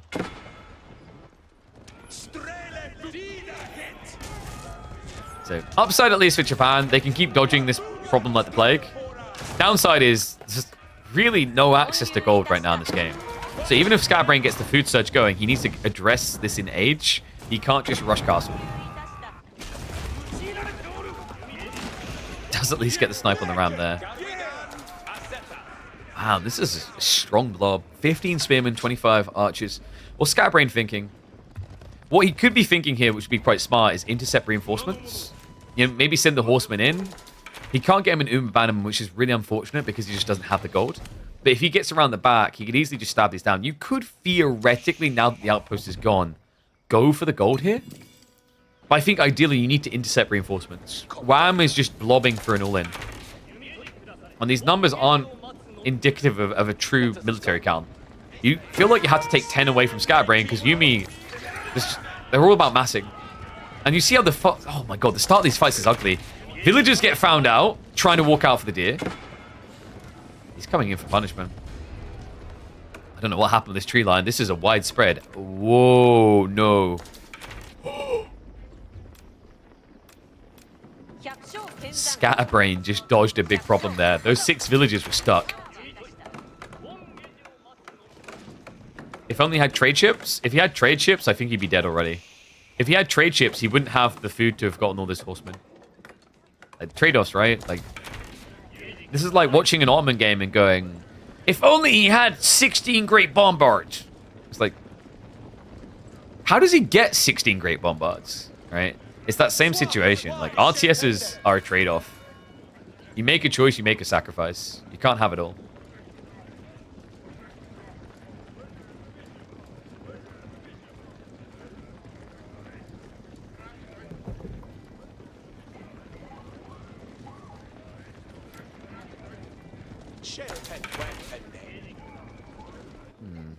So what's Wham's out here? Is this King's Palace for scaling? I think you can get away with it here. Like, where's the counter-offensive from Scatterbrain? There's an argument he's been a little bit too defensive here. Understandably so, with the pressure on his doorstep. Horsemen are now going to go for a dive. Hello. This is awkward. If there's one thing English players hate more than anything, it's horsemen. Because your villagers can't defend themselves. Normally, villagers to this would just shivs out, do damage, then follow up with the spearman. But you just have to run because of the ranged attacks. So, great read by Scatterbrain. Does extend the eco lead. He's going to be behind on his tech timing. One cool thing here for SB to keep in mind is if he keeps scaling Yuumi, there's a really cool play into Castle Yuumi upgrade that usually gets slept on. At that point, they become very clean raiders at killing villagers. They trade, I'd say, relatively well, especially with like Steeled Arrow timings and Yuumi Bannerman. Because remember, the thing about Yuumi Bannerman, why Yuumi Bannerman usually feels almost trivial and you want to mock it, is because in Feudal Age, Yuumi damage is so low, percentile increases are a meme. But as you increase your base damage, percentile increases become better, right? It's why we've talked about Inspired Warriors being better for Dragon than HRE. Because for Dragon, a Gilded Knight's base damage is substantially higher. So a 15% DPS increase is much more valuable.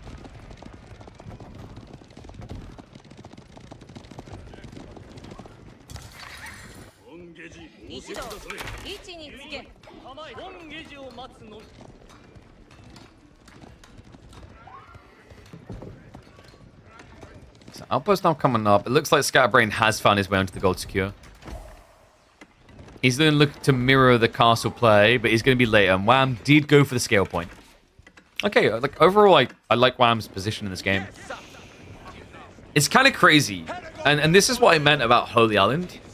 Holy Island just has so much divergent gameplay. It's not what it once was. I think when this map got a bad rap was back when it was just kind of like an it's a GG of, you know, I lost water, there's no comeback.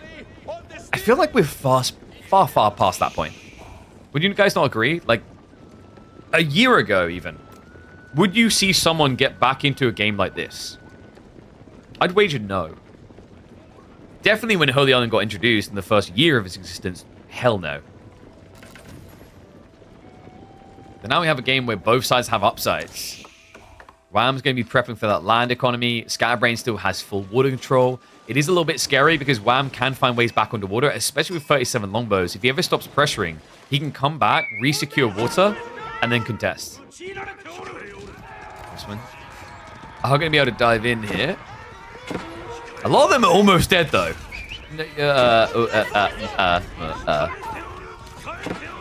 Okay. I don't think this was the raid that Scatterbrain was looking for, no. Most health bars just a bit too underwhelming. Floating Gate is coming in, but check this! He spots him out! He forces the cancel!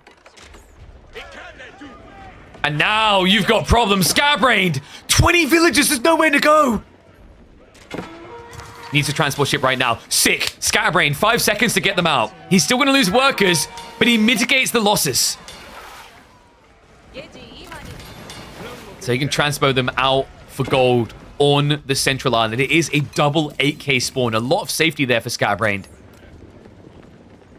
And important as well, because he didn't want that fight. It's veteran longbows. These Yuumi would have been annihilated. He was almost forced to take a bad engagement. Dodges death. Like it's the plague, but now the dive does come in for the punishment point. Wham knew the tech was happening. He was never going to stop here. Moving in onto the tree line. Veteran CV Yuumi has been queued up. It's 24 seconds out. If he can get that without losing anything major, he can push this away. Villagers are going to be found again, though. They are in range. So, Wham, he could snipe a few, but maybe a little bit tunnel vision here. He's going to turn around now for the fight. Horsemen need to circle around the back. Spearmen are going to have to pull back. Yuumi upgrade just 5 seconds away. The Longbows right now are overkilling these squishy Yuumi. There's the upgrade now. So able to trade out against this. Spearman already moved. Horseman can now go in for the cleanup. Elsewhere, we have got another attempt to raid. But there's no exposed economy over here. So it's going to be a mop-up of the main army. Wham, now reduced down to rubble. He has got all the breathing space for scaling villages on land. Right now, we're talking 40 villages to 67. Which means that Scatterbrain needs to go hunting. Yuumi looks so cool. It's the hats, right? They look a bit derpy when they form into formation like that. So what does Scatterbrain do from here? I doubt 2TC. I think actually what would be nice for him is just sneak out and set up a dock here. You need the vision here because at any moment Wham could come back here. Mount Samurai now to follow up. So Japanese are looking for that premium unit. Good choice as well, considering Wham is reacting into men-at-arms. His choice makes sense against Yuumi. They do, like, no damage to these boys. Look at it. It's 6 armor, and you do 7 damage. But the Mount Samurai read by Scatterbrain is correct. He just needs to be careful about the way he takes this fight. You essentially want to ignore the men-at-arms and run past them. Problem is, instead, Scatterbrain is standing his ground. And this is how you start to lose fights. So imagine this game if at this point instead Scatterbrain split into 2 groups and went west and east. Right? Left and right. Men-at-arms aren't going to keep up. The longbows that they show up are still outnumbered and die. Crossbows are going to be terrible in that trade. Like at that point, Wham gets idled up, and with 72 villages, there's no denying he's going to lose a lot. Because at this point, he only has safety for, what, about 30 of them? Yeah, kind of a missed op for Scatterbrain. He is now going to be switching in Onimusha to answer the men-at-arms. The reason why he goes Onimusha instead of going for Samurai is he already saw Wham was going crossbows. So it is the correct call.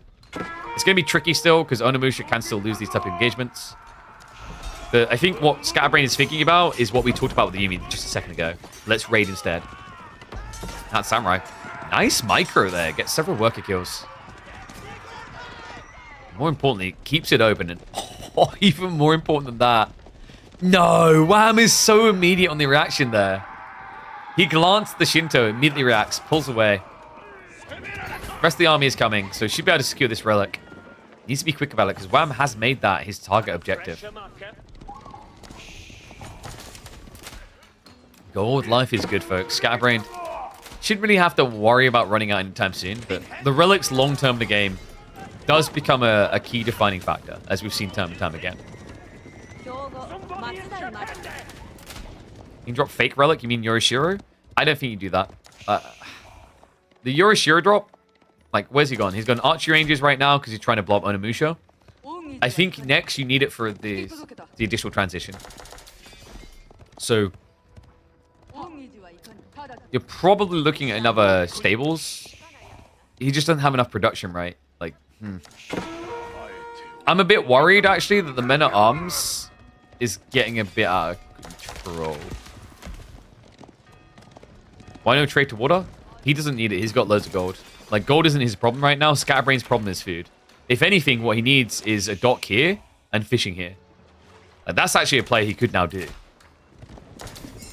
It's just, we talked about it a little bit earlier in the game. We just never see anyone do that play. So it's never on your mind to commit to it. Yuumi now diving in. He's A-clicking into the men-at-arms. I mean, good for the Onimusha, but terrible for Yuumi. I love that micro. Wham immediately uses longbows onto the back. He's sniping down the counter. He's kind of front-lining a bit too much with his ranged units here. The men-at-arms are licking around the other side, but it's still aggro draw. Like, at this stage, what's making this fight terrible for Scatterbrain is that Wham is simply out-microing. One of them is targeting the counter units. The other is just A-clicking the fight. Finally, though, we do have a switch up. Scatterbrain is now going after the backline of longbows. So we'll rebalance things towards the end. And at this point, like, it feels a bit better. You know, you don't really want to be keeping on Yuumi here. You've seen that they're counted out. You want to be getting off them. So the best thing you can do now is basically trade them out for better value units as much as possible. And now we'll see him back away. Mount Samurai need to be following this up. We still have no raiding. No, for Scatterbrain, he's probably paranoid that he can't actually send anything extra around. But this is where, like, Japan can feel weird. You go Onimusha, you go Mount Samurai, you want to raid. If you're sitting in your base, you feel really bad. It's kind of like when someone blobs knights. Like, we've seen they use them defensively, but you get to a stage where, like, okay, let's peel off 4 or 5 of these and raid. Otherwise, you just pay the premium for a unit that isn't taking advantage of what it can do well.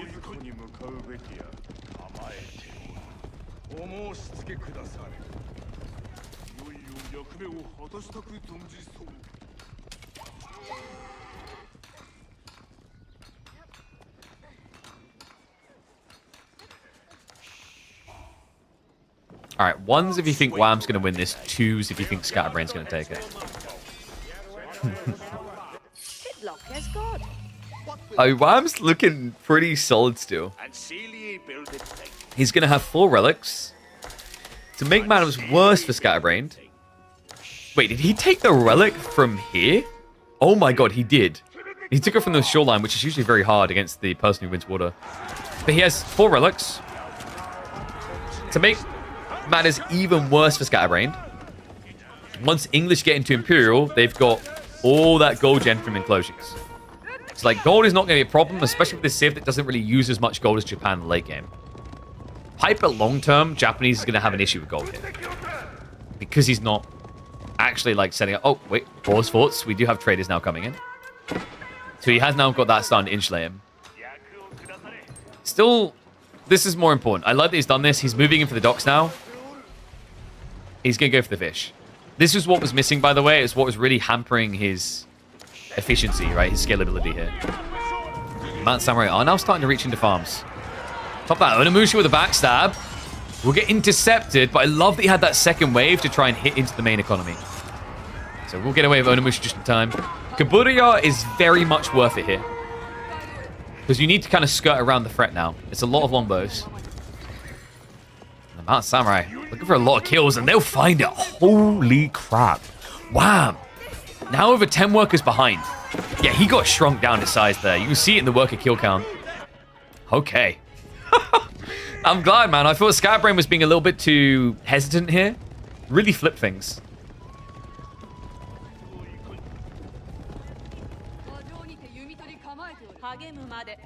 People talking about Shogunate coming in? Possible. It's going to be gathering the stone, but this is just through gold gathering. It's not intended. So you might just take the upgrade anyway. It also makes you very hard to dive at home. The alternative is you go for second TC and really set up like a land transition, but I don't think he has any interest in that. Screaming ladies are going to start fighting.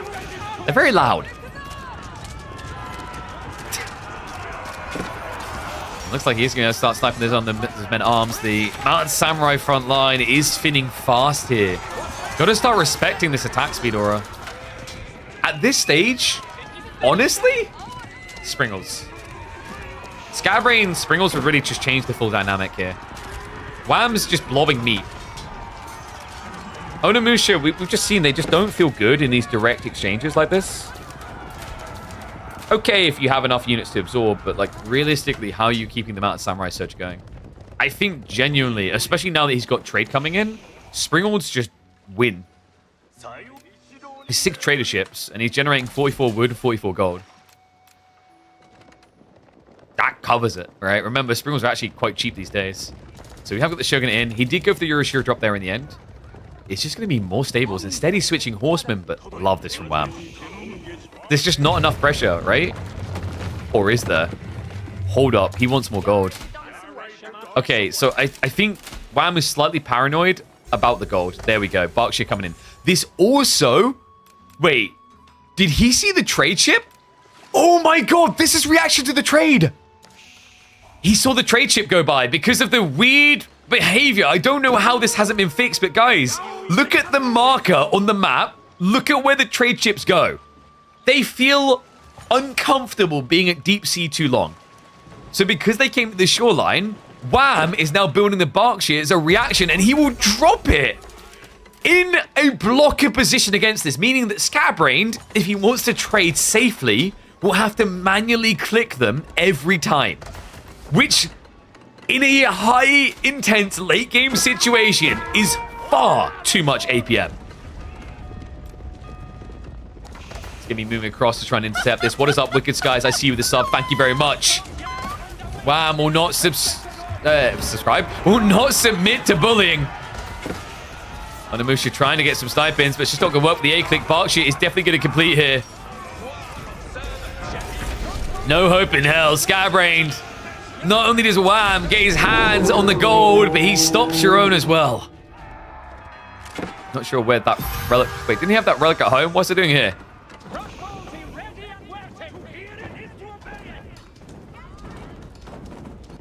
Scatterbrained now an age behind. Does at least have an economy lead, but the trade idea is going to start failing him now. He does still have a lot of limited gold. But this is harsh, man. Like, look at it. Oh, come on.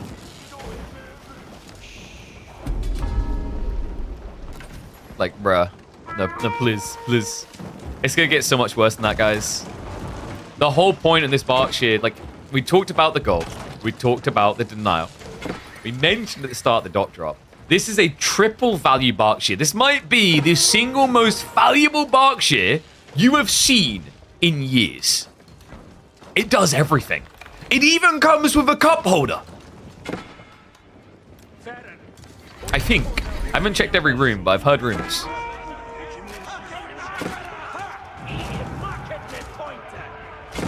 And good eyeballs. Like, if Scatbrain does build a dock here, he can fix the problem. Presumably. I'm not sure I trust the pathing still. But, like, once again, like, there's a lot of elements in this game that Scatbrain could have made easier on himself with docks here. It's just not something you think of in the moment. It's very rare to encounter a player that will be thinking that way. The cup holder seals the deal. There you go. Yours for the low, low price of 20 gifted subs. Boom. Hey, that's a bargain. This thing costs 3,600 resources, okay? And considering one resource is one giant stack of ham, that's bloody expensive. You guys know how much a lump of ham like that would cost in the current economy? Whew. Dive in here, though. The Tanagashi Gunsmith coming up from Scatbrain. No way Wham can stay here. Good reaction by Scatbrain. He didn't panic, didn't fold. The Shogunate is just going to hold on. So Wham realizes the overextension. We'll have to back away. Age 4 now reached for SB. Wait, is he doing poor man trade? I don't think so. Surely not. I mean, there's Carracks, though. Yeah, people always admit they go Carracks, but it does set you up to get countered by demos. Then again, like, we've got infinite gold. Why don't we just queue up another one? You can even just open 2 archer ships and follow up with Carracks afterwards. Center of the map, we have got a push out here. Scatbrain. Hello. The target fire's on point from Wham, though. This is problematic. The Spearmen are going to chase away the Onimusha. The glass cannons, they can't stand still. And that means the crossbows get to deny it all. This is getting worrisome. Scatbrain now down to 58 villages to 109 in this game. 33 fishing boats from Scatbrain. And they are... Oh, are they overgathering? I think so. Long distance in a lot of cases. He doesn't even cancel the castle. What? Those aren't cheap. 1,200 resources down the drain. He has got spare to throw around here. I just don't think he's got time to build them up.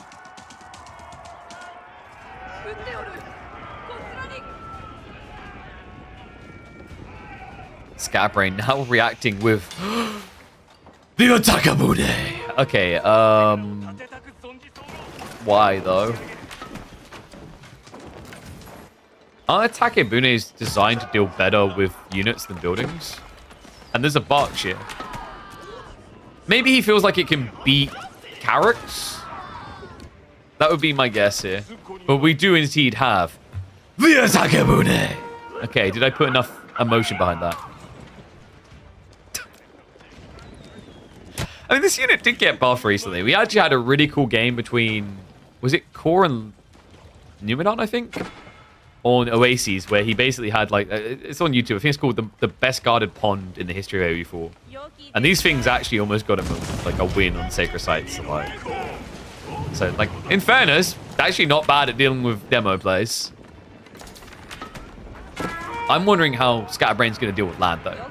He's adding in a lot of attacking units when he needs more military on land. The numbers are deceitful here. 10 of his population right here is on water. He's outnumbered. He's outgunned. Even though he's the one with the guns. And it's because of this. Attack speed aura comes in. Full on A-click into the battle. Scatterbrain, he just doesn't have a front line here. Gold on the south side, about to get denied out. He does have the castle up. That should buy some time, but we already see the bombards on the way for Wham. And his own switch up in the hand cannon is coming. Oh, no, no. Excuse me, sir. No. Only 3 to a bush, thank you very much.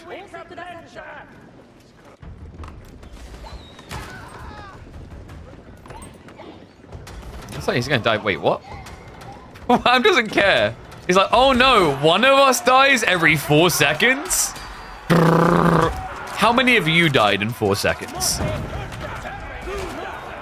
Also just idles out the gold. Scatterbrain has still got the other 8k over here. Wham does know about that, right? No, he never scouted, so he might assume it's a 1 8k spawn. Because, correct me if I'm wrong, chat, from what I can remember, we've had Holy Island games where you only get 1 8k there. It's not guaranteed to have 2. Very important detail. Because sometimes it even has a 6th relic here. So yeah, Holy Island has a lot of interesting variability. Double 8k on the island, 6 relics instead of 5.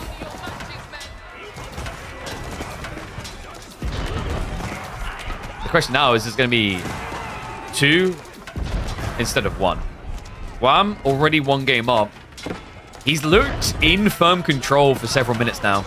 Scatterbrain has got the quality of the hand cannoneers, but he has got Yumi. The trade-off here is going to be potential network of Citadels plus hand cannoneers coming in from the English. Nice contest. And too much of one. GG gets called. Even when it's on water, even with the 6 start, somehow, this crafty, weaselly Canadian finds a way out of the chokehold. Bet you didn't see that one coming. That's a 2-0 up now for Wham.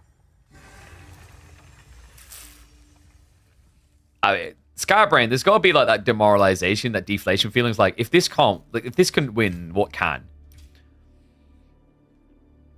If I'm going to be real, probably not game number 3. His journey could end here, guys. It's going to be Order of the Dragon versus Jean.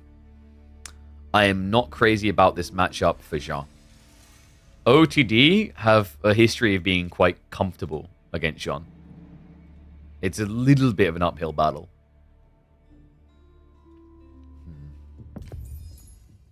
Let's find out which way it's going to go. Which way it's going to swing. All right. 2 XP for the other game. We hop into what could be Scatterbrain's last game of midweek muster number 16. I have to keep track sometimes. We've just got so many counts here. We might try to actually change something about maybe the drafting fundamentals of Civ drafts by like 20. I've talked about this before. Like, I want to find some differences, some way of evolving either the format, draft, or scheduling, etc. by like week 20. Because originally I wanted to do it every like 8 weeks. We try to like be less crazy about it. But I think it's a good time to maybe tweak the format a bit. I like that we made small changes, like for example, the quarterfinals here being BO5s. I think that was a big improvement. So, let's see how Jean can get a big improvement up against OOTD. In theory, the upgrade for Jean is the fact that you play Anatolian on the mainland. By doing that, Night Spam all in with a hero unit should actually feel a little bit more powerful, because Order of the Dragon don't have the timing fallback of, oh, I'm behind on my transition, but my TC is undivable. Both sides are going to go to the Shoreline Fish. Scatterbrain should be getting ready to ferry over soon with the amount of food income he's got here.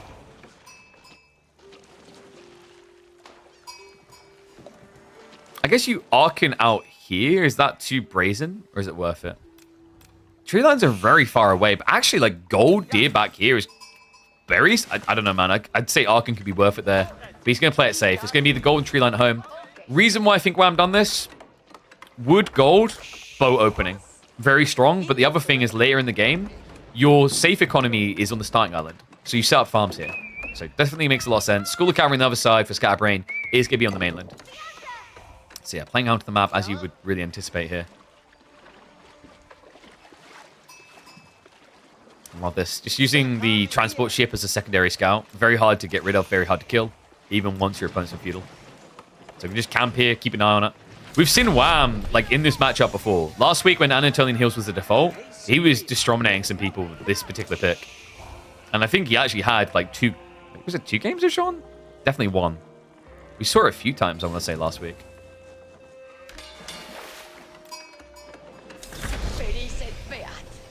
So, final sheep count, 22 to 25. So an edge there for Scatterbrain. Good to see. First knights have been queued up, and the mill's already been dropped. I like this from Wham. Like, so we had people asking earlier, like, why do you mill like this? So there's multiple reasons. One is you keep your villagers close by so you can vacate the area. And 2, the other reason is, like, not just getting the villagers out. If your opponent deco pro scouts, he can't pull the sheep away. Also, because you've got the safety here, and pause that for, hold a set.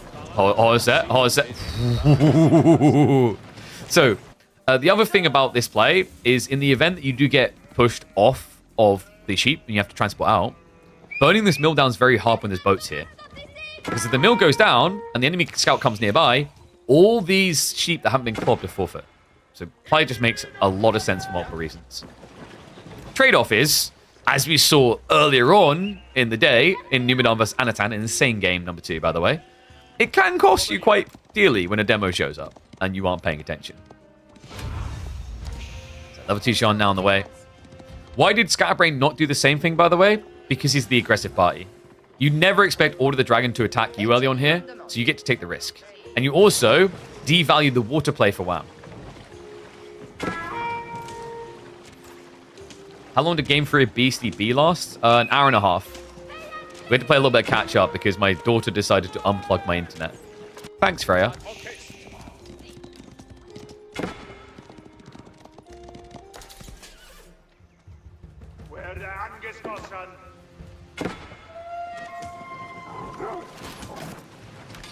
Oh, looks like Scatterbrain is maybe surrendering the dog. Isn't that quite ill-advised here? Because over time, you want to put more villages across the mainland for more food. Gold as well, actually. Like, when you're playing Jean, you eat through it fast. This whole plan is falling apart due to outposts. The classic counter to Jean. Doors a straight up G? Yeah, she probably only cost us, like, maybe an extra 100, 150 average viewers. And she'll still, at the same time, say, me hungry, me want more food. And I'm like, Freya, Daddy needs to succeed as a streamer more to put more food on the table. You're a big girl. Okay, so this is a very late sprinkle by Scatterbrain. Yeah, no, okay, I see the plan. He tried to get a second dock up, but I've had the perfect read. Yeah, this is going to be a waste of 300 plus resources. Oh, he tries to get the snipe with Jean. That's a cool idea. Unfortunately, boat too strong. Villagers are trying to go for the repair, but he loses one. Second's going to try to be clutch on that repair crew, but the archer ship should be able to snipe it out. Spirals are going to now snipe onto it instead. Wait. He doesn't get the kill. He doesn't get the kill. And Jean's getting XP. Okay, this is big. Scatterbrain is starting to snipe this out. He has got another Divine Arrow, so WAM has to back away. Tanky Hulk should be able to slow things down. That was close to GG, but credit to him, man. Scatterbrain pulls the rabbit out of the hat. Being the man that sails just to get away safely. Knight's now coming across. So Scatterbrain dodges the death. Now has a counter-offensive. Demos, Warcogs moving upriver. And no, sheep cannot use a transport ship. Uh-oh. WAM's going to lose another one. Boom shakalaka. We'll see the other problem coming. Luckily for him, WAM is going to hesitate there. But yes, if you want to use sheep in a transport, there's only one way. You'd have to go pro scouts, kill them, pick them up. That's the only way. Intentionally designed that way. I actually liked that it was designed that particular way.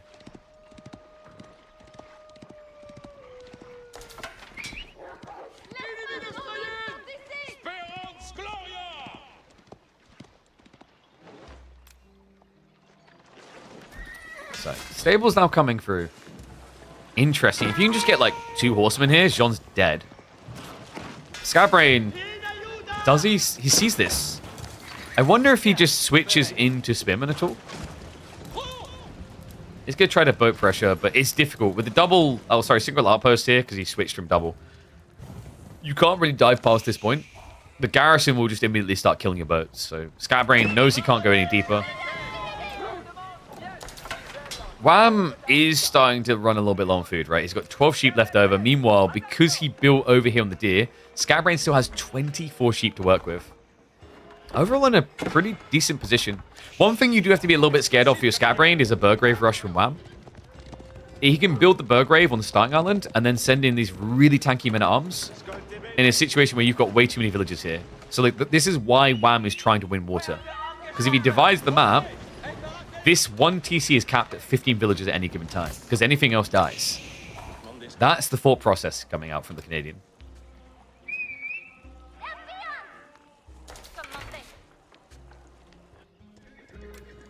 Wow, we do have Spear Horsemen moving out here.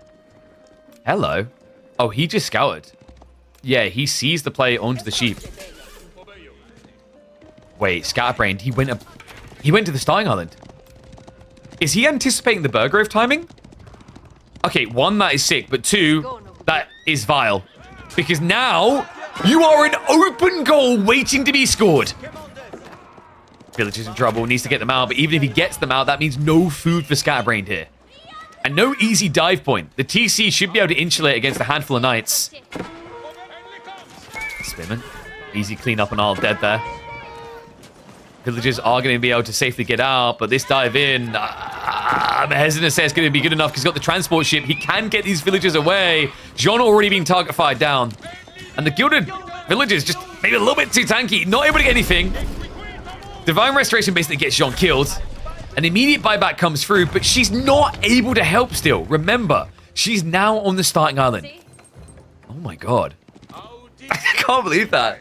That unraveled so brutally for Scatterbrain. I like the concept, the idea, but the lack of scout vision on what was coming just killed him. He has no food. All of it's here. He's got 500 berries here, and that's it. Nothing else. He'd have to add in farms, and that means that Wham can now just rush Castle Age and murder. Oh, hello, Scatterbrained. Oh. Oy, oy, oy. Over here. The sheep are escaping. Meanwhile, Wham, it's not going to be the Burgrave all in. He says, okay, you have no food, you have no knights. I'm going to go greed. We've got Regnants. And the knights, man, they had to get out of the base. They were going to get hit by the TC either way. So all but one here getting sniped down. Has one more knight elsewhere. So does keep the sheep. That's really important here. The problem is Scatterbrain has 1 food, 0 income. I don't know about this one, dog. Jean has arrived on the mainland again, but she's arrived into quite the quagmire, the mess, if you will. Regnant's about to complete. Scatterbrain just, like, has nothing here. He's only now clubbing the sheep again. What do you do? You can't mirror castle. You can't rush knights now. You know it's either Burgrave diving your main or Regnants to take all the relics, and he doesn't want either. GG. 3-0, that means we are going to have a showdown in the semifinals between Vortex and Wham on Thursday. Should be a banger. All right, commiserations, Mr. Scatterbrained. That game 2 especially was an admirable effort. I want to get, like, both clappers, round of applause on that one. Like, he deserves credit on that one. That one was at least sick.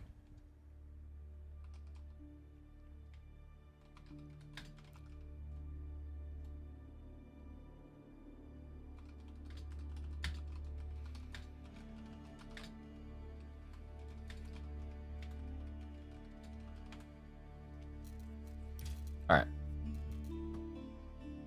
It's up to Fernie. Oh, thank you, mate. Glad you're enjoying them. I mean, if you're enjoying them, we've got plenty more weeks. We've still got another 14 weeks of these things. A reminder, by the way, next week we will be taking a break because we're going to be in Germany. Hopefully I'll see somebody there hosting the Age of Empires 2 event. Maybe we'll make an appearance on the Age of Empires 4 broadcast. We'll see. But we are still going to be doing plenty of content this week. So tomorrow, here is the plan. The plan is going to be to go live at about 5 p.m. UK time. So 6 p.m. CT, which is when we're looking to schedule in the Beastie versus either Dumu or Anatan set. We need confirmation on like availability and whether that set can happen, or there might be a forfeiture. If there is, we'll look to have the semifinals at 5 p.m. CET. So we'll come live for that. I don't often come live for one series, but we'll experiment with the idea. Depending on how many you tune in, will depend on if we can do it in the future. Because if it's like, you know, a 2-hour stream maximum and the viewership's low, it's basically saying like that format doesn't work. We need to look at a different way. On Thursday, we'll aim to go live at 3 p.m. UK time, aka 4 p.m. CET, for Vortex versus Wham into the grand finals immediately afterwards. And then no stream on Friday.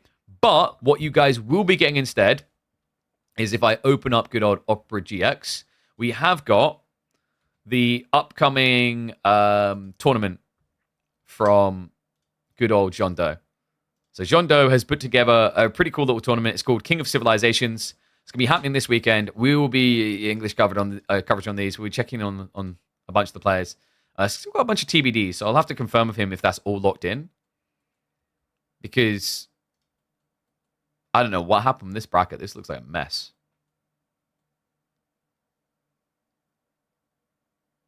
Oh, so he ran a bracket for players interested in each civ. That's very interesting.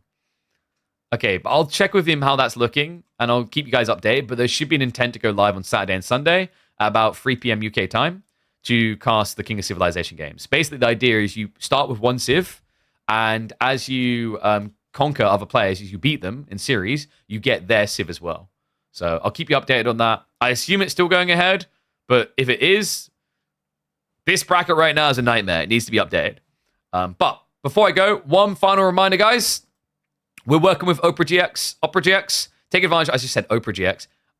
Because you get a browser, and you get a browser. We all get a browser. You just saw the slick browser, full dark mode, nice built-in, easy VPN to use. Already got ad blockers built into that as well, which I'm sure you guys will be music to your ears, as well as having a lot of gamified features. Even has a built-in calendar for when upcoming games are coming out. So ! Opera GX to check those out.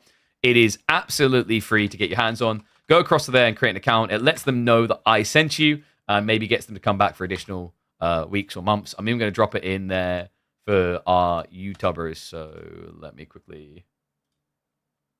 Where are we at? There we go. There you go, YouTube. Get involved as well. Be part of it. But guys, YouTube, I'm going to end it now. Like I said, we should be back tomorrow at 5 p.m.